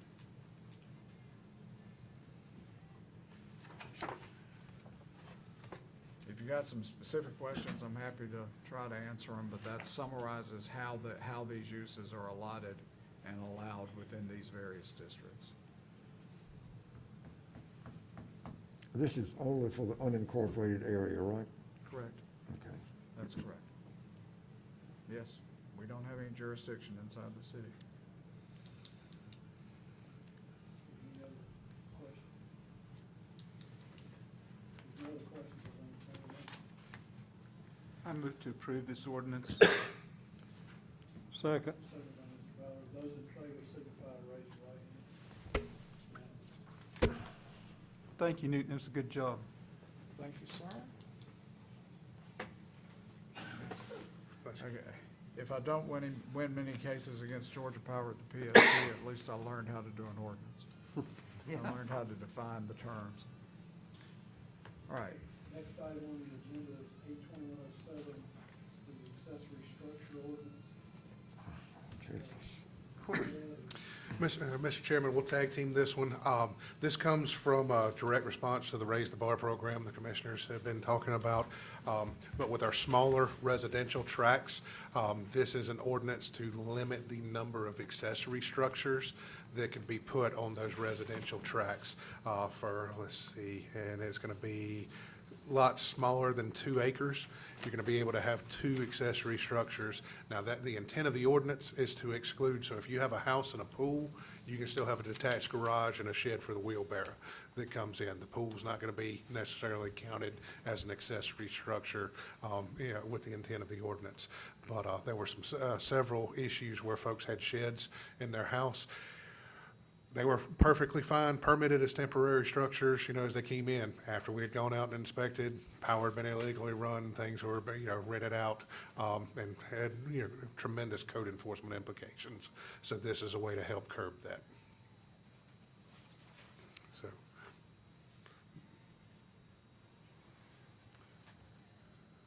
Okay, Walter. I thought we approved this in November by a vote of 3-1, with Mr. Ballard voting in opposition. My recollection was we tabled both because that was the long night and we wanted these to come back in, so. The minutes show that, my recollection and the minutes of the meeting show that we approved first reading Okay. in November. That's on the next, I guess it's the last page of the minutes, or the next last page. 10-4, then that was my notes that were incorrect. Apologies, and Mr. Chairman, this can be removed from the agenda. So, That's what I So thought. this was approved while I was on that meeting where I had to be out of town. Yeah, okay. Okay. but I've got to give you credit, you thoroughly confused me. It took me about a half hour to figure that out. 10-4. So, Oh, but you don't get that much credit because I'm easily confused. This has not gone to BOC. it has not gone to BOC, no, sir. Right. So this will be, according to him, it has, let's check them. Yeah.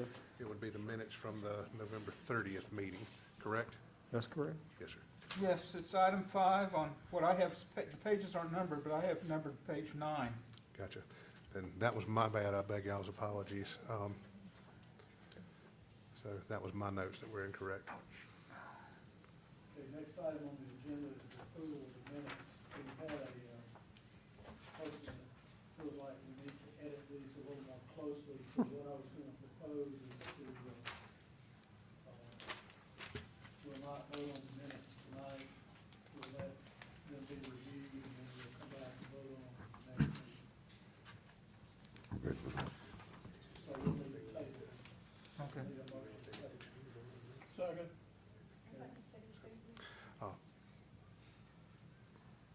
Did you make a motion? Yeah, second. He seconded, but, so I'll make a motion to table them. Mr. Chair, for staff, what do we need to revise? Okay. 10-4. We'll bring it back at the next meeting. and vote on it. Yes, sir. Well, am I the only one who had? We can move on. Or you, yeah, we can deal with it. Well, Nick. Okay, under other business, we have Flint Mill, item number 6, under D. Flint Mill subdivision 05-13 renewal. Consider extension of preliminary plat to Flint Mill Estate subdivision, Focus and Murray LLC owner, expired September 27th, 2021. Yes, sir. Mr. Chairman, our template for Nova's agenda does not have old business, so other business was the only category we had. But this is a preliminary plat that has been before you multiple times. It would have expired in September of 2021. Due to COVID, which also struck the applicant's office extremely hard, this is one of those things that just got missed as far as coming back for the renewal. There was a meeting in front of the Board of Appeals in December where they asked for the variance to extend the deadline since it had expired. Staff figured with extraordinary circumstances with regards to the plague and with the way that it impacted the applicant's office, we felt that it was merited. It was a unusual hardship done by all. The variance approved by the Board of Appeals gave them till January 31st to represent this as a preliminary plat renewal before y'all. This is phase 2 of an existing subdivision to come finally build it out when it comes in. You see the staff analysis that comes in, and Mr. Chair, we actually recommend this for approval as applied for, no specific conditions. Okay. Any discussion from us here? If there's none, I'll entertain a motion. Is it worth me asking questions? Are you all tired of it already? We're ready, go ahead. I got lost. They had COVID and the staff had COVID too, so this got overlooked? Well, it was one of those things, it was during the transition. This was, it would have expired prior to, actually, both of our arrivals to, our office in planning, our community development. But like I said, with extraordinary circumstances going on with the plague and everything, and like I said, the applicant got hit pretty hard with their staffing. This is one of those things that got done. So this is an extenuating circumstance. Everybody had to make changes during the plague. Both of us mean you and Maria? Is that? And okay. Eva, so. I'm sorry. so, yeah. No, it's okay, that's my middle name, so you're fine. No, and I still I even works. made a note after the last meeting of your name and I got it wrong. It Yeah. still works, that's my middle name, it works. Okay, well, so, yeah, okay. So, it's something you all had no control over. So who gave them the, variance to, Board of Appeals. the Board of Appeals gave them the variance? Well, Okay. what happened is Niles and Harvey missed the plat expiration by 45 days. Yeah, We have no authority from anybody administratively to just allow them to bring it back up. So they had to apply for a variance to get authority to extend the time in which the plat extension could be requested. They went through that process. The Board of Appeals granted them an extension to get it through by January, by the Okay. end of January. thank you, that helps. And then my final question is, if it's approved, and I'm sure it will be, what's the end of the extension? Is it the extension for 2 years from this date, or for 2 years when it first expired? It would be 2 years from this date. from this date. Yeah. Okay.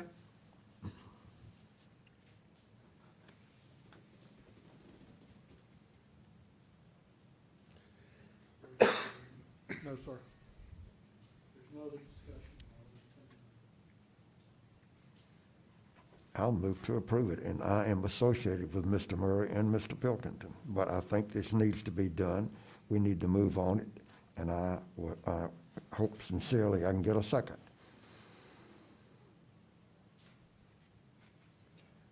I'll second. Second by Mr. Ballard. Those in favor signify by raising your right hand. Those opposed?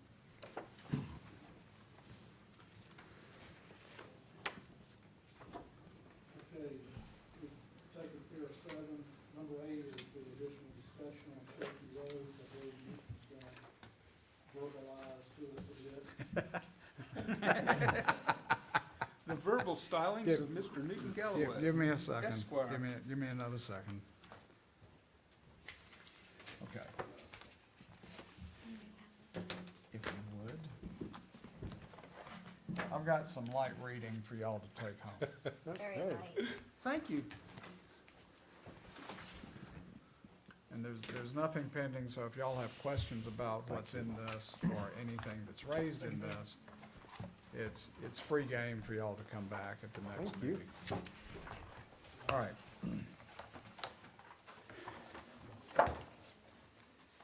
At John's request and after, yes, sir? Can I ask what, as you're going through this, can we ask you questions, or would you like us to Sure. hold them No, to the end? no, it's fine, it's fine.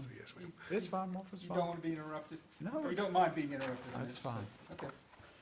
After the furor over the last issue involving Cherokee Rose, there were a number of questions raised. Among them, what did the county know about what was out there?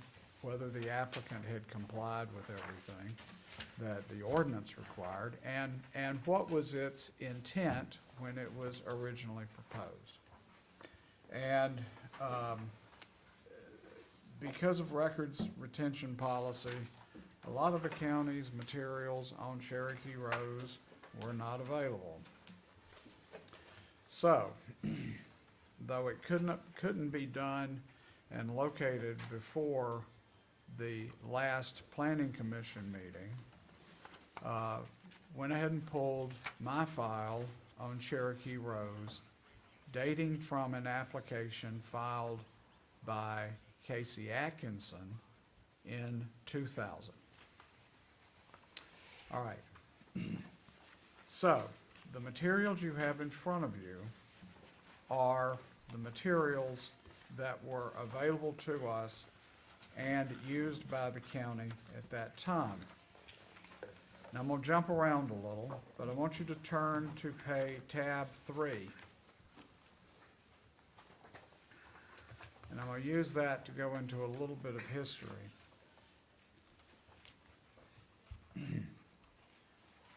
When this application came up,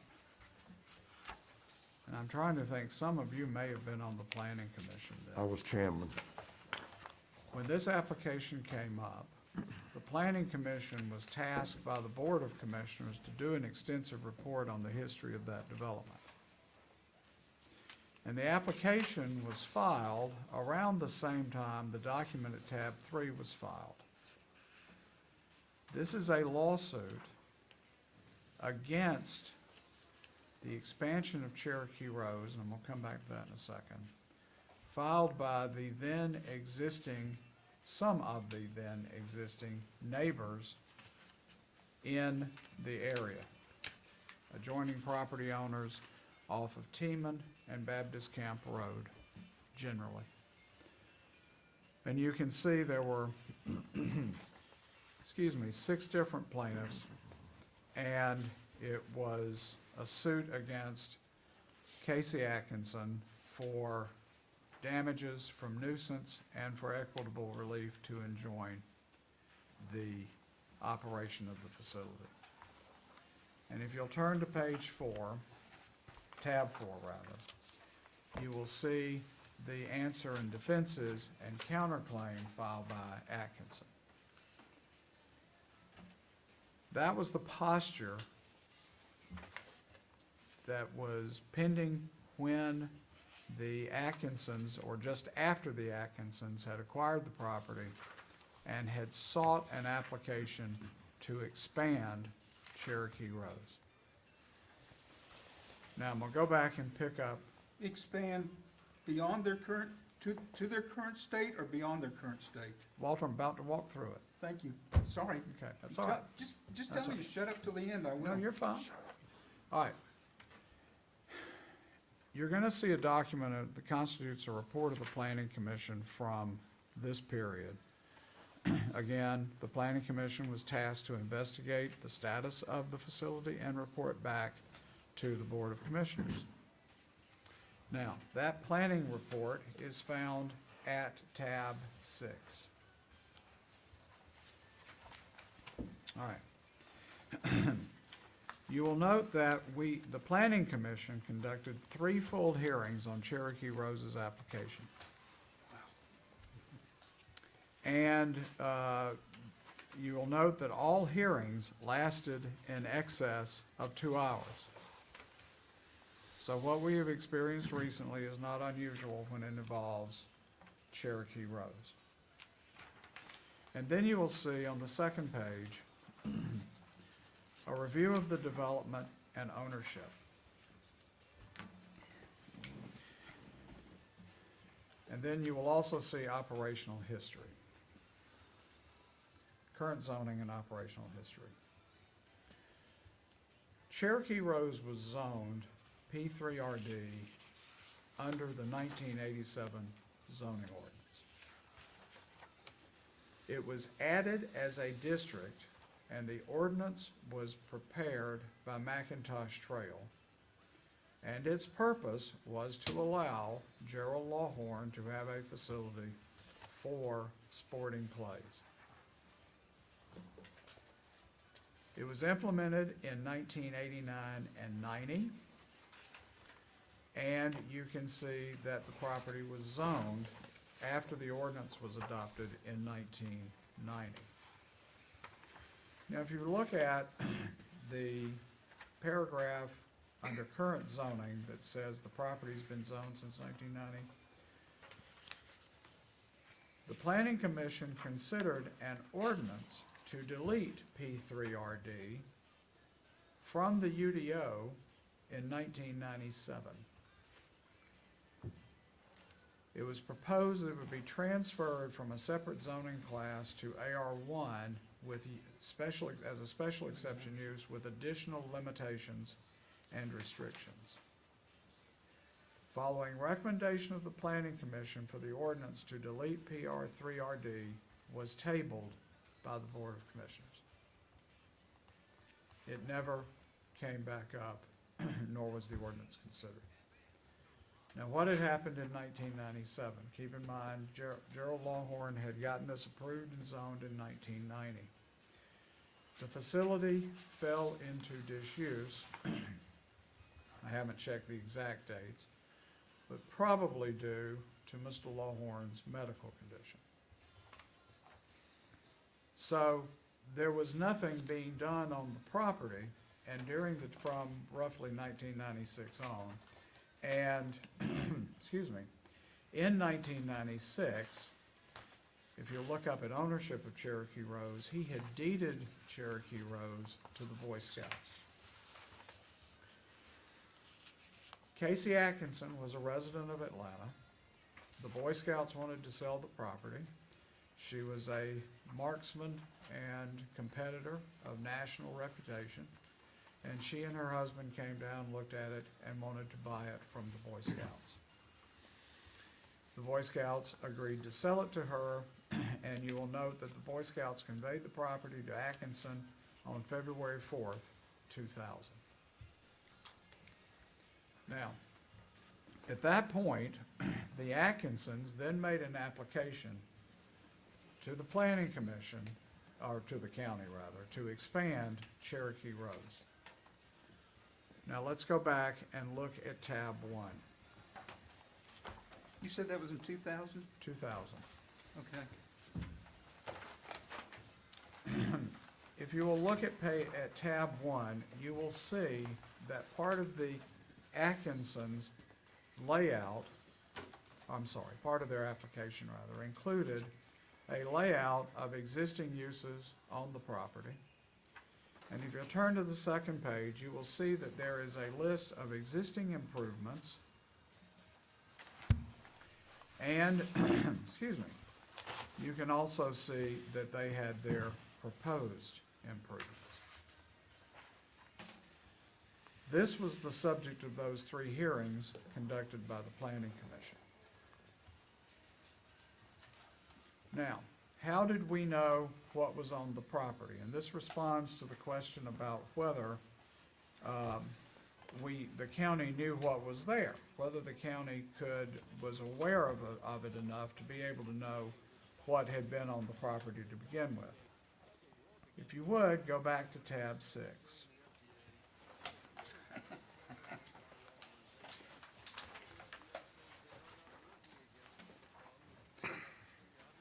And turn to page, it goes through the neighborhood complaints.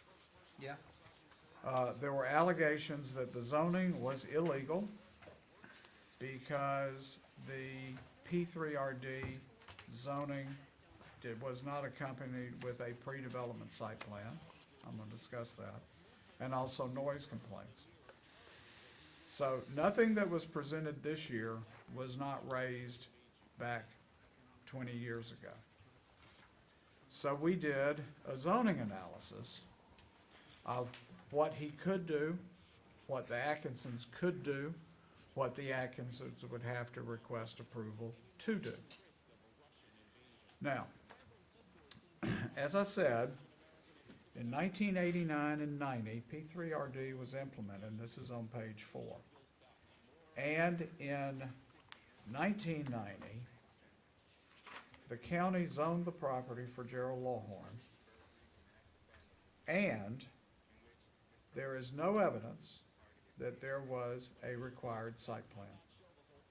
No evidence that, There was a required, no evidence of approval of a required site plan. okay. But Well, was that not a requirement of the McIntosh Trails of the originals PPR? Well, you can see now, look at where it says no appeal taken. I'm sorry, Yeah. you go back up.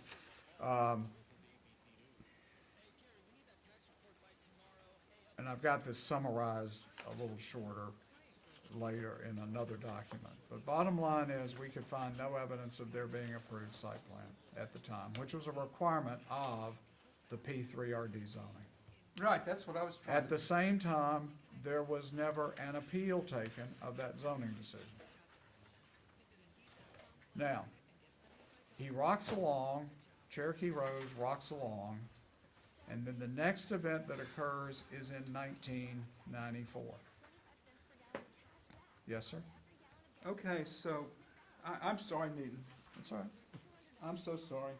So, although a site plan was required, it was never presented.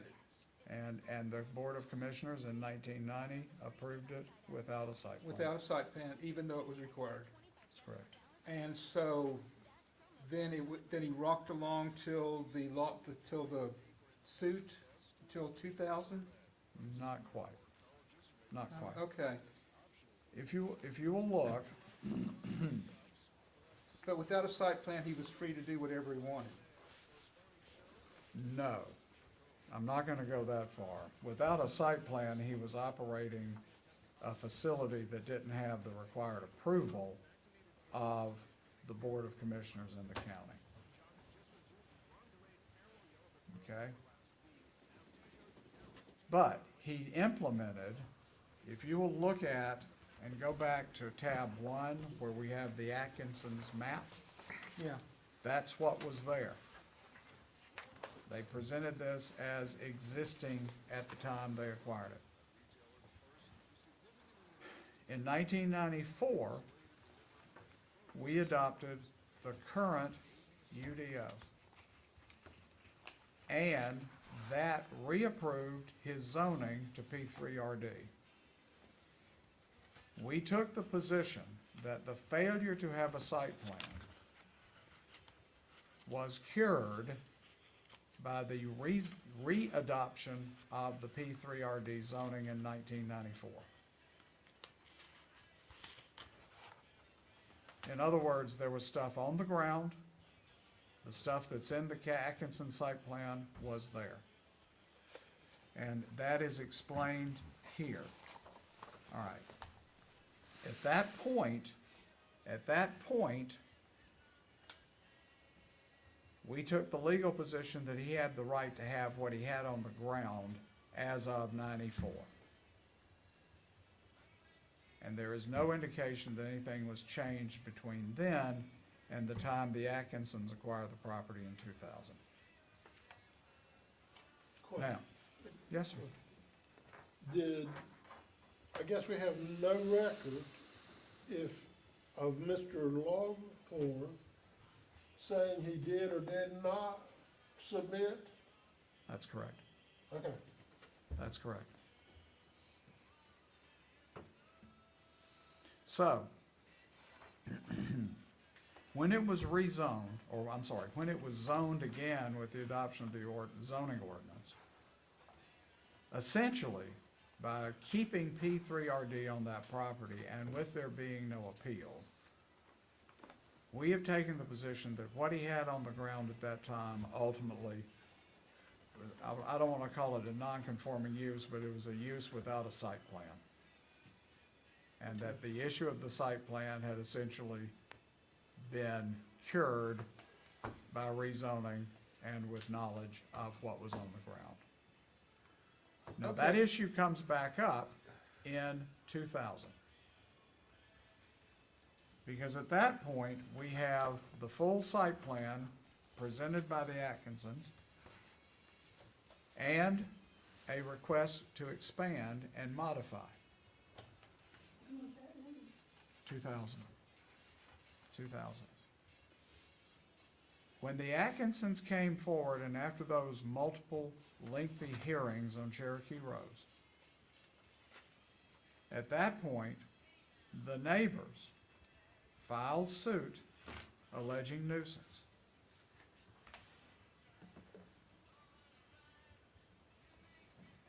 At that point also, if you will look at tab 7,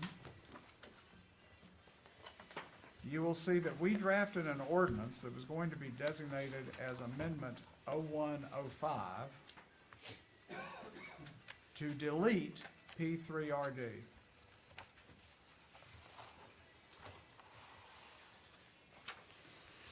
Okay, parts of P3RD. And that was intended to address from the Board of Commissioners the complaints coming from the neighbors who had already initiated or were in process of initiating the suit. If you will look at the date the suit was filed, it's in February of 2001. And if you will look at the Atkinson's answer, it is March of 2001. So this A-101-05 is contemporaneous with that. Now keep in mind also, this predates Minerva's first inquiry about what is now Sun City by about 4 years. I'll take that back, 2 or 3. Now, I want you to look at the identification of the lawyer who represented the neighbors. His name is Paige Pate. He is now a commentator on WABE on criminal matters. But he had just handled the first lawsuit in the state which addressed the applicability of the nuisance statute that says you can't raise a nuisance claim against an existing shooting facility. Against the existing? Shooting facility. Shooting facility. I believe it was in Jenkins County. So the neighbors in North Spalding went and got him to come here and file this suit. The neighbors voluntarily dismissed the suit in return for the Atkinsons not expanding. We were not privy to that. But the suit was dismissed. And when the suit was dismissed, the Board of Commissioners made a decision to not further pursue revisions to P3RD.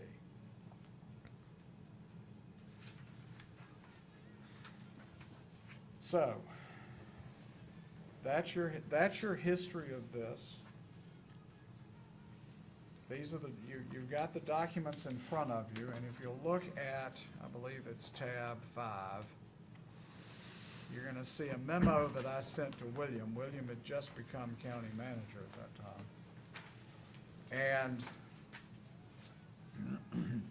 you can see that we were in active discussions with counsel for the Atkinsons.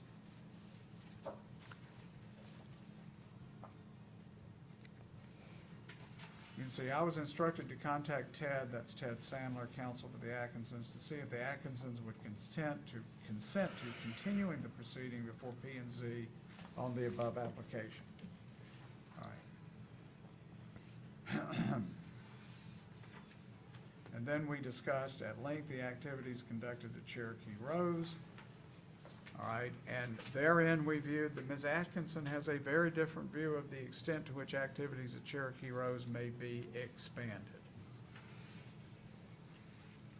I advised Ted that from the county's perspective and analysis, Atkinson's right to expand Cherokee Rose is much more limited, and the county's position is that the only activities that can be conducted are those uses and improvements existing as of January 4th, 1994, the date on which the UDO was adopted.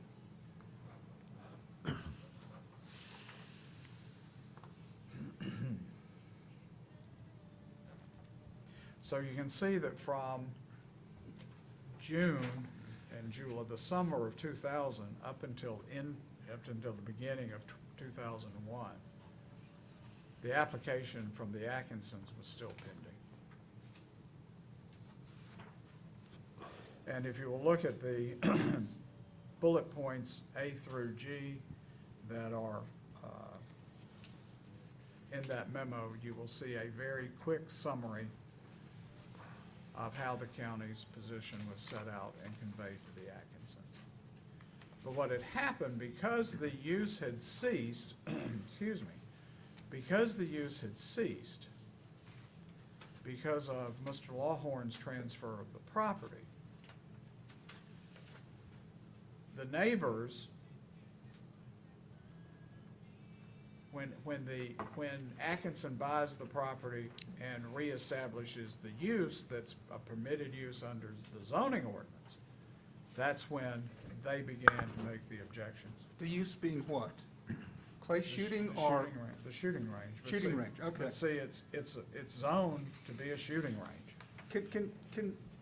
Would this be an appropriate time to ask the question? Whatever happened to the residential amenities, the hotel? I mean, They were never developed, and they were never on a plan that was approved by the Board of Commissioners. okay, so from the very beginning, the things that this zoning category was set up for never happened. Were never gonna happen. I can't say that Mr. Lawhorn never had intention to do them, Walter. I can't say that. What I can say is that what happened on the ground versus, the plan he submitted, or the tentative plan that was tendered, was never approved, as far as we can tell, by BOC, and made a condition of zoning. Okay. Now, that said, his approval to have built those things is not a requirement that they be built. You follow me? No? Okay.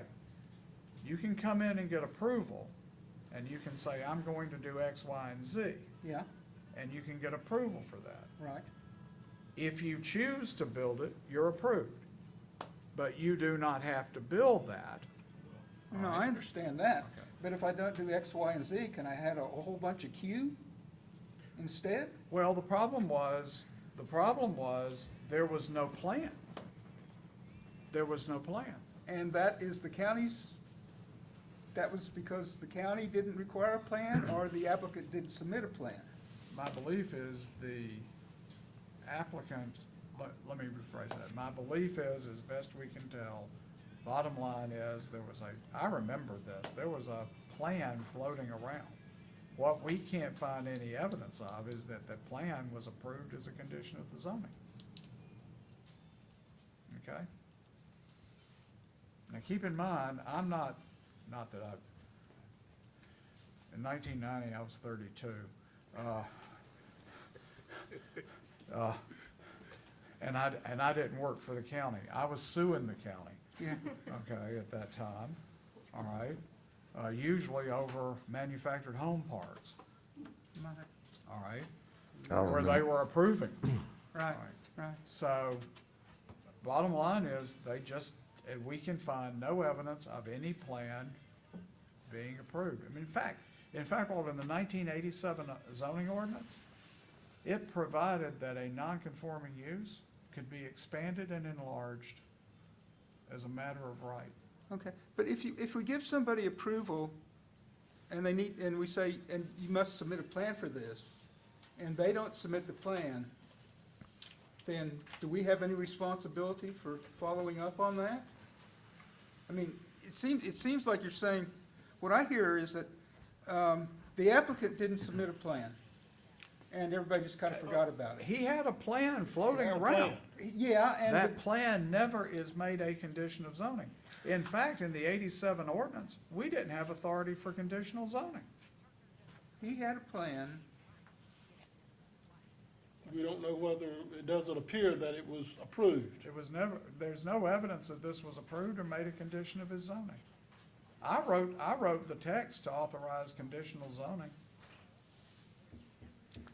after UDO was adopted. If I might, I was chairman of the planning commission when PRRD was formed. Jim Owen was the county attorney. There was a definite plan. There was a restaurant built out there. A member of the planning commission was found guilty of violating the Hobbs Act in an attempt to get money from the developer. Teresa's aware of that. But there was a plan, and I do not want anybody getting the idea that this was just something that somebody said he was gonna do, and none of that ever happened. There was a plan it going did. around. And there was a restaurant built out. And that plan included things like restaurants, hotels, so forth. Thank you. There's no evidence of that plan ever being approved by the board or being made a condition of zoning. But the commissioners, what did they do? They approved? They approved the rezoning, and I can assure you, they had a plan in front of them. They approved the rezoning, but it was not made a part of the zoning. It did not become part of the zoning ordinance. And whatever plan was there, let me back up, Mr. Allen. Mr. Lawhorn could have done as a matter of right, whatever the ordinance said or allowed him to do, irrespective of what plan he had presented to them. So had he come in and, let's say, built, I believe there's a pavilion or something out there, he could come in and get a permit for that and be perfectly fine, irrespective of whether it was on that plan or not. So what happens is, you have these things that develop, the courses develop, there are buildings and improvements that are made out there. They're identified ironically, on the Atkinson application in 2000. And again, they're there when we adopt the Unified Development Ordinance in 1994. And again, nothing was ever challenged. And let me go back, Walter, I've got to check and see whether a plan, let me go back and double check whether a plan was required under P3RD, because going back, and keep in mind, the zoning world was different than what we have now and the way we do it now. But I will go back and double check the specific text of P3RD. P3RD's text has not P3RD's text over time has been improved to include more requirements of the type that you have now. In other words, the focus on site plans, the focus on compelling the developer to do exactly what is shown on the plan. But back then, we did not have it.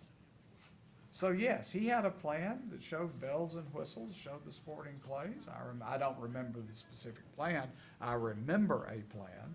And as I reported to the Board of Commissioners, I actually stood up as a citizen who was just beginning to do a little zoning work, and I spoke in opposition of the zoning district. Can I tell you what I'm getting slammed by the people out there about? And they're not as dumb as y'all think they are. Oh, he thinks They're dumb. saying basically, or they said basically that if you've got all these things, you've got a hotel, and you've got a restaurant, and conference center, and pavilions, and picnic tables, and all that stuff, that the clays part of it is a minor, it's not the focus of the land use. That is, it's part. But if you take all that other stuff away, then it becomes a big gun club. And a bigger gun club means bigger noise. And while it's protected under state law, and people understand that, again, they're not as dumb as you think they are, that, and I wonder if this came up in a nuisance suit about the noise nuisance, the fact that we, you know, if you've got a hotel, you can't be firing guns at that particular site. If I'd seen an original plan, I would like to know how much of it was devoted to sporting clay and how much of it was devoted to the rest of the uses. Walter, as I'm not gonna go through this today, but tonight, but look, when you get home, look at the material that Atkinson submitted, and that's at tab 2 with the application. This is a narrative that they were tendering. The bottom line is, skeets and sporting clays were always a permitted use. Pardon? They were always a permitted use. Yes. And the ordinance does not delineate or require a percentage of use between these various things that could go there. That's correct. So if they That's- built the sporting clays facility, they did so as a matter Okay. of right. So, okay. I think there's what's right, well, And I understand, like I say, I stood up to oppose the ordinance for a number of reasons.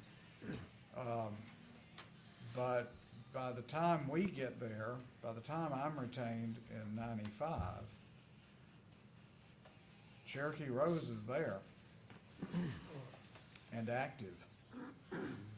And the only thing, I mean, they may have had other things that occur, but it was known as being a skeets or sporting clays facility.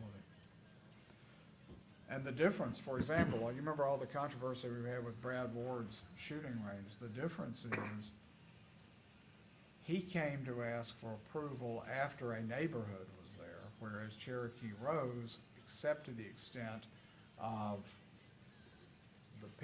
on people who had much larger tracts than are out there now. yeah, yeah. He comes in before much of the suburbanization begins. Let's put a to pin in develop. that, because I want to come back to that. Okay. But I want to come back to it as vis-à-vis the current situation. Okay. So go ahead, so. Well, that's pretty much it. I felt like, given the questions that were raised, I felt like it would be instructive for y'all to have this history. It's very And- helpful, and I thank you, I appreciate you going to do this. Yes, sir, Mr. Chairman. What do the minutes of the meeting for the commissioners say? Do we have minutes on those from the time that Mr. Lawhorn or Mr. Atkins went before the commission? The minutes that you would want to see are the minutes from 1990 when the property was first zoned. Yes. And that, of course, Atkinson's not involved in that. Right. I remember going back when we had the Atkinson issues come up and looking at them. I have not gone back to look or check on those minutes. Now, those minutes exist because those are minutes, official actions of BOC. They are not Steve, correct me if I'm wrong, they are not destroyed under a records policy. So the minutes from 1990, whatever day. If I go, if me or any member has a personal, something they want to do, and they go before, and we go before the commission and give them a plan and tell them, we'd like you to zone this, and I don't have anybody, come in against it. And the commissioners all shake their head and say, okay, and I take my, and I'm done. Am I not? Unless they have made your site plan a condition. That's You what have- I'm saying. You have just gotten your zoning with no restrictions and nothing that ties development to that site plan. So he's essentially, with that Cherokee, now, they were out of business for a certain number of, The business Time? declined, as best I can recall, the business declined as Mr. Lawhorn's health declined. okay, He had ALS. okay, And as a result of that, it started out, as best I can remember, very active, and it built the same type of events that you're seeing or proposed to go out there now. okay. And we got the same types of complaints. Well, obviously, those complaints abated as the facility fell into less use.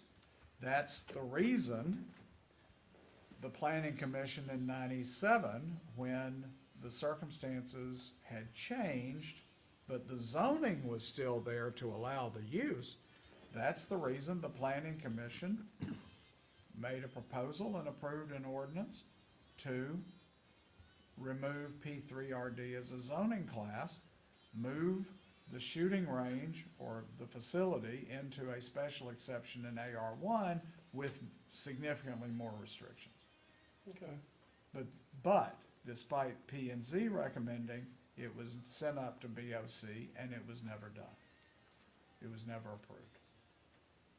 So, when the Atkinsons come in 2000, they've got the same zoning rights that Mr. Lawhorn had in The 1990. Yes, sir. Triple OD. Okay. Yes, sir. Interesting. Yes, sir. Could I, okay, and I guess, I've gotten an earful, and so, I'll ask indulgence that the group bear with me for a little bit. So this was, Cherokee Rose, it was established in 1989, but both their website and their public statements at the meeting said that it's been in existence since 1981. No. Was there any activity on that That's not site? correct. They, I'm not aware of any, but 1981, I was a first-year lawyer in Atlanta. that's fine, I mean, I don't really expect you to know, but I mean, I think. I'm not aware. I think he bought raw land, wanted to do sporting clays, saw opportunity to do sporting clays as social activity, as events, Okay. and And got it approved in the late 80s. And so then it became, in the 90s then, it became a gun club, sporting clays club, rather than a planned It's- residential, recreational. I can't say that it's a sporting clays club. What I can say is that sporting clays are a permitted use under zoning, and that's what's been conducted. I don't know whether there are membership fees out there or not. I don't know if you have to be a member. I don't know if they sell memberships or anything like that. That's why I'm saying that, Walter. Okay, so. It's been used for shooting though since it Okay, first so opened. you're objecting to the use of the word club. I mean, It's a sporting clays range? yeah, Is that acceptable? Yes. Okay. Sorry, Open to the I'm public sorry, I for- misspoke myself. And it's been that way since 1990. that's correct. Okay. And then it was conveyed to Atkins, and at that point, then we start having That's correct. a clearer understanding of what's going on. That's correct. And, but all this was, and they essentially didn't expand it. Correct. Yeah, They didn't because of a combination of factors. Number one, opposition from the county. okay. And number two, the lawsuit with which they were served by the neighbors. And the sole reason that the, doing away with that zoning category, it was just dropped because it was a mechanism to avoid the loss, it was a way to get out of the lawsuit? No, And that's then when not the lawsuit true. went away, they decided not to do away with it? No, that's not true. Now, again, this is between the Atkinsons and the plaintiffs at the time, but the lawsuit was dismissed. And I have evidence where we contacted counsel to ask for the neighbors to ask, I think it's a document that asks, are you going to pursue the suit further? And we were told no.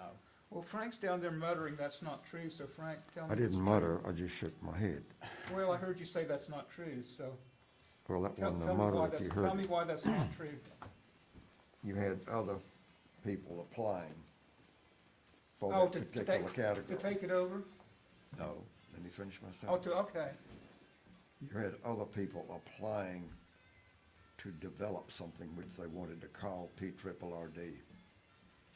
And I think at that point, the commissioners decided that it was better not to have that category than it was to keep it open.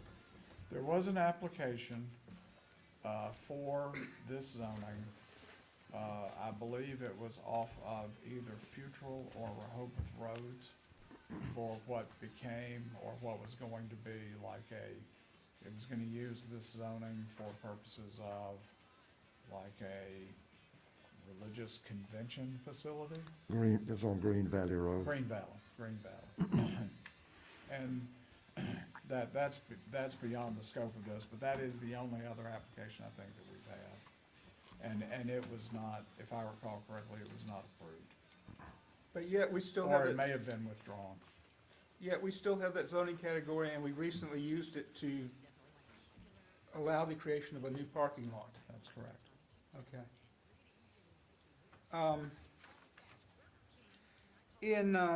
It appears at some point after the zoning and the establishment of a shooting range, not a club, that the Cherokee Rose parcel was divided into 3 separate parcels. That I don't know. It's on the maps, it's on the zoning maps. It could well be, Walter. I haven't looked at it from the standpoint of a distinct parcel. I've looked at it from this perspective When I, I've looked at it from the perspective of what zone P3RD. can you call up Baptist Camp Road and show the parcels on that? Don't have access to the clerk's court, here, but I can do Q Public for y'all. I do have access for the clerk of Superior Court upstairs. Will that show zoning? Yes. No, but that will show the history of when it was parceled out. Well, you can do an overlay that shows on Q Public, you can do the zoning overlay. So we can do zoning and all on Q Public, yes, sir. But as far as the history of when it was actually parceled, that's gonna be over at the courthouse. I mean, you've only had 3 transactions. You've had the transaction to sell to Gerald Lawhorn, Lawhorns to the Boy Scouts to Atkinson, Atkinson to the current owner. Well, I suspect that this was done in conjunction with a conservation easement that was done in 2015, but I have no proof of that whatsoever. So But- the 3 parcels Yes. are shown in purple there. Yes, and the 2 down the corner, the one in the very corner, you hit that, bottom one there, that is the home. That's the log cabin, that's the owner's residence. And then you go to the one next to that, which is a little different shape. And when I looked at it, it looked to me to be the driveway, the parking lot, and the business buildings. If you could scroll up, yeah, well, I think that's their clubhouse. But it goes up a ways, and, yeah. And so I think maybe those were separated out as separate parcels in 2015, but I don't know that. And then the rest of it, I suspect, is the shooting area. And these had to be separated out for the conservation of the shooting area. Or But- when you say conservation, do they have CUVA? No, sir, they did taxation? not. They have, Mr. Dalton, I'm sorry, I don't know the right terms, but Mr. Dalton says they have conservation status. All right, And well, he's from he's quite proud of it. Well, from my perspective, go back to the map, Brad. As long as those divisions satisfy the requirements for things like lot size, road width, lot width, road frontage, under the zoning class, they can do it. They can do it as a matter of right. I didn't look at it from the perspective of whether they had a conservation easement. I didn't look at it from. They can do what? They can break it into 3 parcels, or they can have a conservation? They can divide property as long as those Okay. subdivided And that tracts that comply doesn't with- require any compliance by the county? They can anyone can divide their property however they want? The plat would have to be assessed for compliance with the development and design requirements within the zoning district. Would that require county review? I would assume y'all do that. The plats come to you before they go to be filed. Yes, sir. So it would be a subdivision, but I think Mr. Cox's question would be, would this require board approval No. prior to being No, finally my platted? question So is- this would be a minor subdivision per definition, since it comes out into 3 places. I don't know that this is well, let's hold that. Let's don't get off on I- that. because okay, it doesn't matter. The reason I bring this up is because some of those people out there are realtors, and they go through the county tax assessor's records, and they say, hey, this isn't, somehow they've carved out sections of this parcel. And perhaps that's not the bottom section is a residence, but it's not AR1. The middle section is a commercial operation. It's not C1 or C1A. But they are allowed in P3RD. You can have a residence and you can. Okay, have yeah, commercial. but when you separate it out, no one raises a question about whether that's the appropriate zoning? It's already zoned, and they can do it within the parameters of what the zoning district allows. Again, you can divide your property. Okay, let me ask you this question. How do I get my property zoned P3RD? They did away with that. Well, I don't think, the lot in Sun City is gonna meet the, size requirements. Well, So let's assume. it Sun City is has coming. some interesting features to it that I think I would enjoy. Well, before it was Sun City, we actually were working with Minerva on things related to a golf course or lake community. And they could have come in, they were ultimately looking at what was going to be a planned development. But depending upon the activity, they could have potentially, Sun City could have potentially been zoned P3RD. Potentially. Okay? But in Lawhorn's case, he wanted it zoned for him to have sporting clays and skeets. Okay. So, The most recent discussion of Cherokee Rose, the expansion, the question was framed as what was the appropriate zoning category and parking lot surface, rather than the current land uses and present comp plan. Now, the question I have is, does any business have an automatic right to secure a new parcel and expand? if that parcel is zoned for the commercial use they want, the answer would be yes. But if it's zoned AR, it's zoned agricultural and doesn't allow a parking lot, and you have to get it rezoned,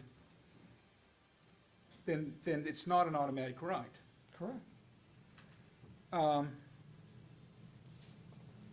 that's the issue I raised with Deborah on the parking lot, because I didn't see how you could have an event center with the event being parking. Well, I don't see how you can have a planned residential, recreational, and whatever development that's simply a parking lot either. But it's not. It's tied, that's the reason I suggested and recommended that they go to P3RD zoning to make it consistent and make it clear that it was going to be and intended to be part of Cherokee Road. Well, I appreciate that. So again, once again, that's just the extraordinary nature of that zoning category. You can pretty much do whatever you want. I won't go that far, but I made similar comments when I opposed the category. You could theoretically have read P3RD broad enough to have allowed a manufactured home park. Yeah. Yeah. Provided you put the bells and whistles with it. Okay. The Cherokee Rose stated that they operate between 9 and 6, and Are that's. you reading from something in my materials? No, I'm reading from my own material because I've had to make notes, because I've gotten so many inquiries. Okay, I was just curious, I was just gonna see. what And it I was. didn't have a chance, I didn't know what was gonna be presented tonight, so I had to spend the afternoon organizing my thoughts. Okay. Glad you did. And I'm happy to go over any questions you have going forward. Well, I think once again, everybody else is sick of me. But they say they operate between 9 and 6, and they did that as a self-imposed limitation, as a sign of goodwill to their neighbors. I thought I read somewhere that that was a condition or a requirement, but I'm not able to find that. Do you have any knowledge of whether that was, their hours of operation were restricted as part of any requirement? I'm not aware of any condition that Okay. restricted hours of operation. I mean, they're restricted by the noise ordinance. What would well, the noise ordinance is before 7. 11 PM. Before 11 PM. in the morning? No, 11 PM is how late you can shoot, like about, Post No, Marie. how early can you shoot? 7 AM. Yeah, that's what I thought, okay. Okay. Okay, and I talked about the 3 parcels. Can I mention something, the Yeah. 3 parcels? I suspicion, and I have no proof of it, that those 2 of those parcels have buildings on them. They do, And there's no building on the other parcel? that's correct. All right, that is a requirement, if I'm not badly mistaken, to enter the state's conservation program. And that's probably Yeah. why he did that. Yeah. So he pays Yeah. less property Yeah. tax on that. Well, he pays less property tax on that, and he pays less property tax on his house because his house is zoned in such a way that it gets counted by the assessor as agricultural land, which is taxed at a much lower rate than residential land. I can't address that. can't I say know, that. I know, but is there any point in saying that we should tie zoning to, assessments? I would not. That makes sense. I would not. Okay. So if I could get my house zoned as a church and have a religious exemption, that would be fine? Yeah, we've had that happen, and we've questioned whether or not it was a real church. Yeah, We've had that happen. okay. I can hear it now, the Church of Walker. For a year or two, we had several ministers out of Clayton County that suddenly bought a house and were gonna move their church. Got a special exception for the church, and Mr. Harris questioned their ability to do that and come off the tax rolls. And I think you've answered this question, but I have to ask it again. The Cherokee Rose has essentially been able to do whatever they want. And I was intrigued that only 2 disturbance permits were ever issued for this parcel by the county. But since 1989, or excuse me, since 2019, several features have been added, particularly creation of what they call a HELSI course that involved extensive recontouring of terrain and the construction of a large roof structure. So they can build a structure and not be required to pull a disturbance permit. I'm not familiar with new structures out there, Walter. I don't- Take my word for it. I'm I'll- taking your word for it. you wanna We would meet me have at- to go get a permit. Beg And pardon? they wouldn't have to do soil erosion unless they disturb more than an acre. It would be more than an acre, moving more than 9,000 cubic yards worth of earth if they were gonna, grade the surface, or if they were gonna add more than 5,000 square feet of pervious surface, or And right impervious now, surface, excuse me. The condition on the site plan is really no different than it was in 1990 because the applications were, I believe, withdrawn. Okay, and they can build a structure without any permit? Anything more than 120 square feet requires a permit from a building code standpoint. And if in fact they don't get a permit and they build a structure larger than that? We don't have right of entry to go inspect the property, so when it comes up to it, unless you can't see it from the road, we have no knowledge of it. So in essence, okay. So the answer is essentially yes. Well, I would urge my gut feeling has been, I can't address these new folks, but I don't think Casey added anything out there. No. I think she lived up to what her agreement of, what I'm told the agreement was with the people that were involved. in this. I did site visits and discussed with them, and I also did research on the web, and there's been a lot of changes since the new owner took over, including that particular construction. But again, I guess it's, as far as the county's concerned, no harm, no foul. Well, I would not advise anybody to take the risk of building without a permit and inspection. Because if they build without the permit and inspection and then something happens, it becomes a significant liability issue for them, and probably one, having violated the code provision related to permits, probably one for which the insurance company would deny coverage, probably. I tell you what, Newton, I'll read those materials, and I don't want to subject the rest of the group to my concerns. I do want to say very clearly that if anybody made a motion to drop PRRRD as a zoning category, I would second it in a heartbeat. I don't think it has any legitimate value or use in Spalding County at this point in time. I don't know why it was allowed to be continued and, in my mind, abused. But that's just a statement, and that's just me. And I don't expect an answer to that. I just feel like I need to go on record that there's a lot, that this is certainly a unique situation. I think it's also a strange situation. I think there's been some willful turning a blind eye by a lot of different parties. And I understand that these things happen, but I guess I don't have to like it or approve of it. I have additional questions too, so perhaps would it be appropriate if I emailed you things that I thought were particularly pertinent rather than subject the rest of the group to my folly? Sure. As long as Dr. Steve says I can get paid for the time. Well, that was a joke, Walter, I'm sorry.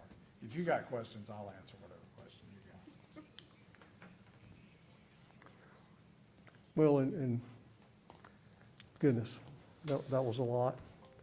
And so I will add one thing, that I hear you going down the road, just like what we go down some other times, that there's an area out there that's created some issues with the community that you live in, and maybe things haven't gone as we would all like, but then there's plenty of other properties on AR1, commercial, all kind of other things, that people are doing things out there that we're not tracking, but we're not bringing that up now, so all of a sudden P3RD gets thrown out there, then this, nothing good comes from that, and everybody's going to overlook things because it's that part of that zoning. I don't think that that's the intent.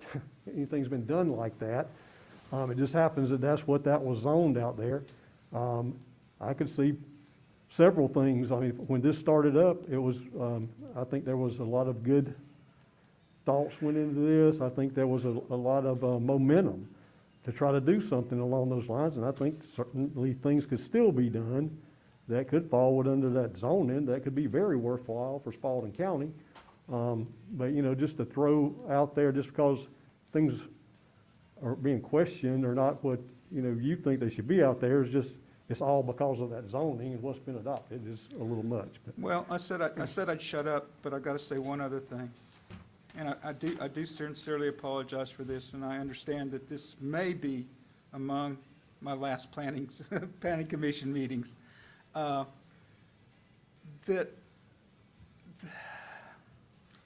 when this came up, people out there viewed it, I think the people with the county viewed it as a routine business expansion.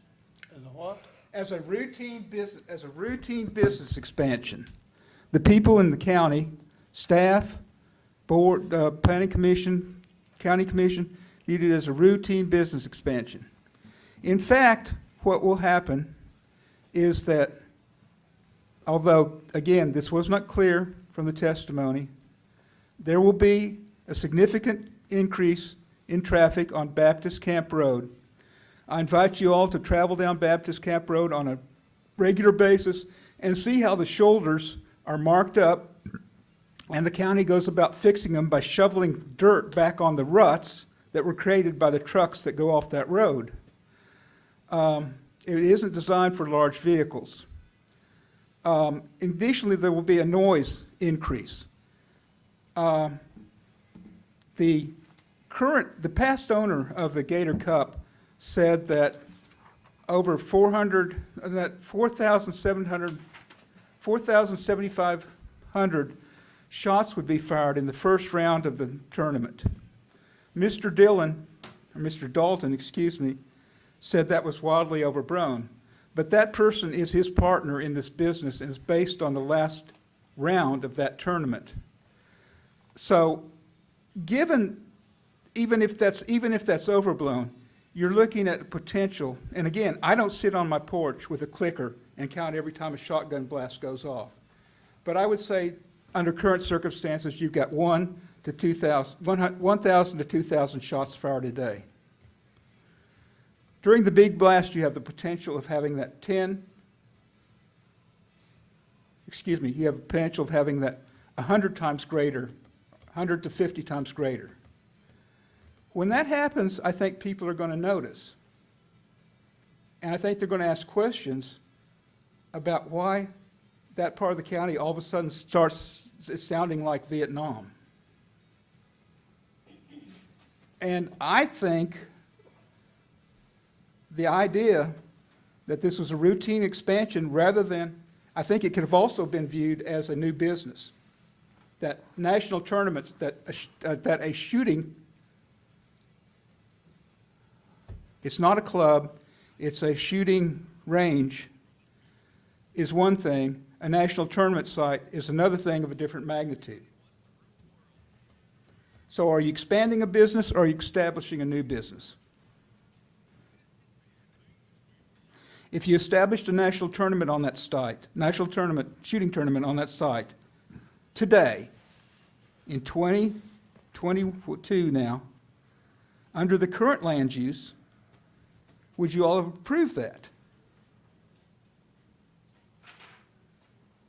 Or would you said, no, we don't want that we don't want that traffic and we don't want that noise in what has become a residential area, even though it wasn't a residential area in 1989. That you go by existing land use rather than what it was back in the beginning. And here. All right, gentlemen, the last item, I say let's, I had asked to talk about this, I had no idea this meeting was gonna last this long.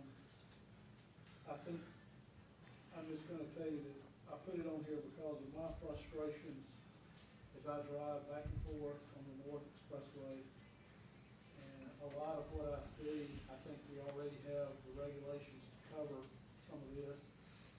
I understand we have problems with number of enforcement people, cost of employing someone to do that. I understand that. I just think, in the long run, we're going to have to enforce the rules, to make it work better out there. And we can come back and discuss this later at some other point. If anybody wants to say anything right now, follow up on that, that's fine, but, I think Y'all have approved the draft. we have. All right, I mean, approved the North Expressway Improvement District to go to BOC Thursday.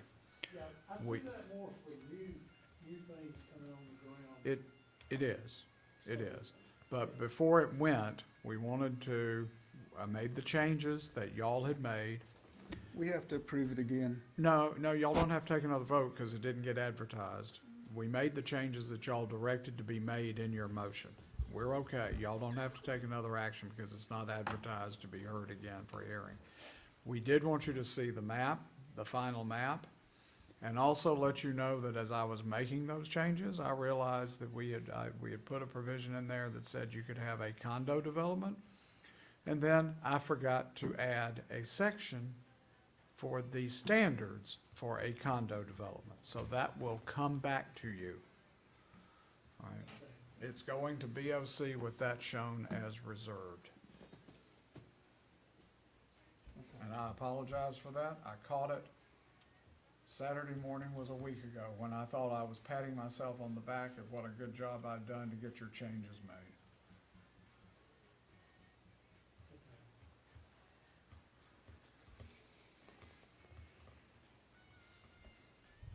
So as far as the code enforcement is concerned, is the worst violator along that route? Just name the poison. I mean, that would be the best place to start. I mean, there's there by School Road, there's a, Sunnyside RV parks cars out on the right-of-way into the ditch. You just hit a nerve there, man. And, well, and today they've got a motor home, about a 40-foot motor home parked on it, on the right-of-way, so. And then across the road, they've got all those, units over there that are, quote, in disrepair.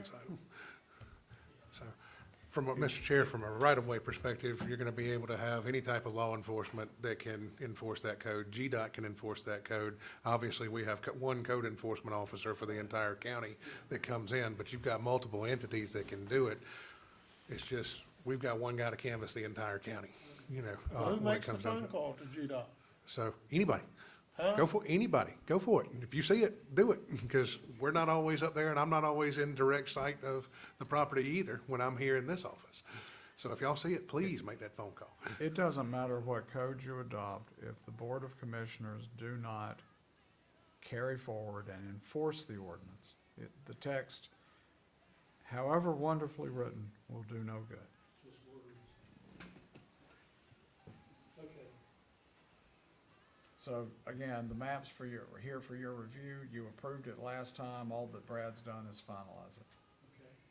Y'all wanna look at it on the way out when we're adjourned, you wanna go look at it and come back and adjourn?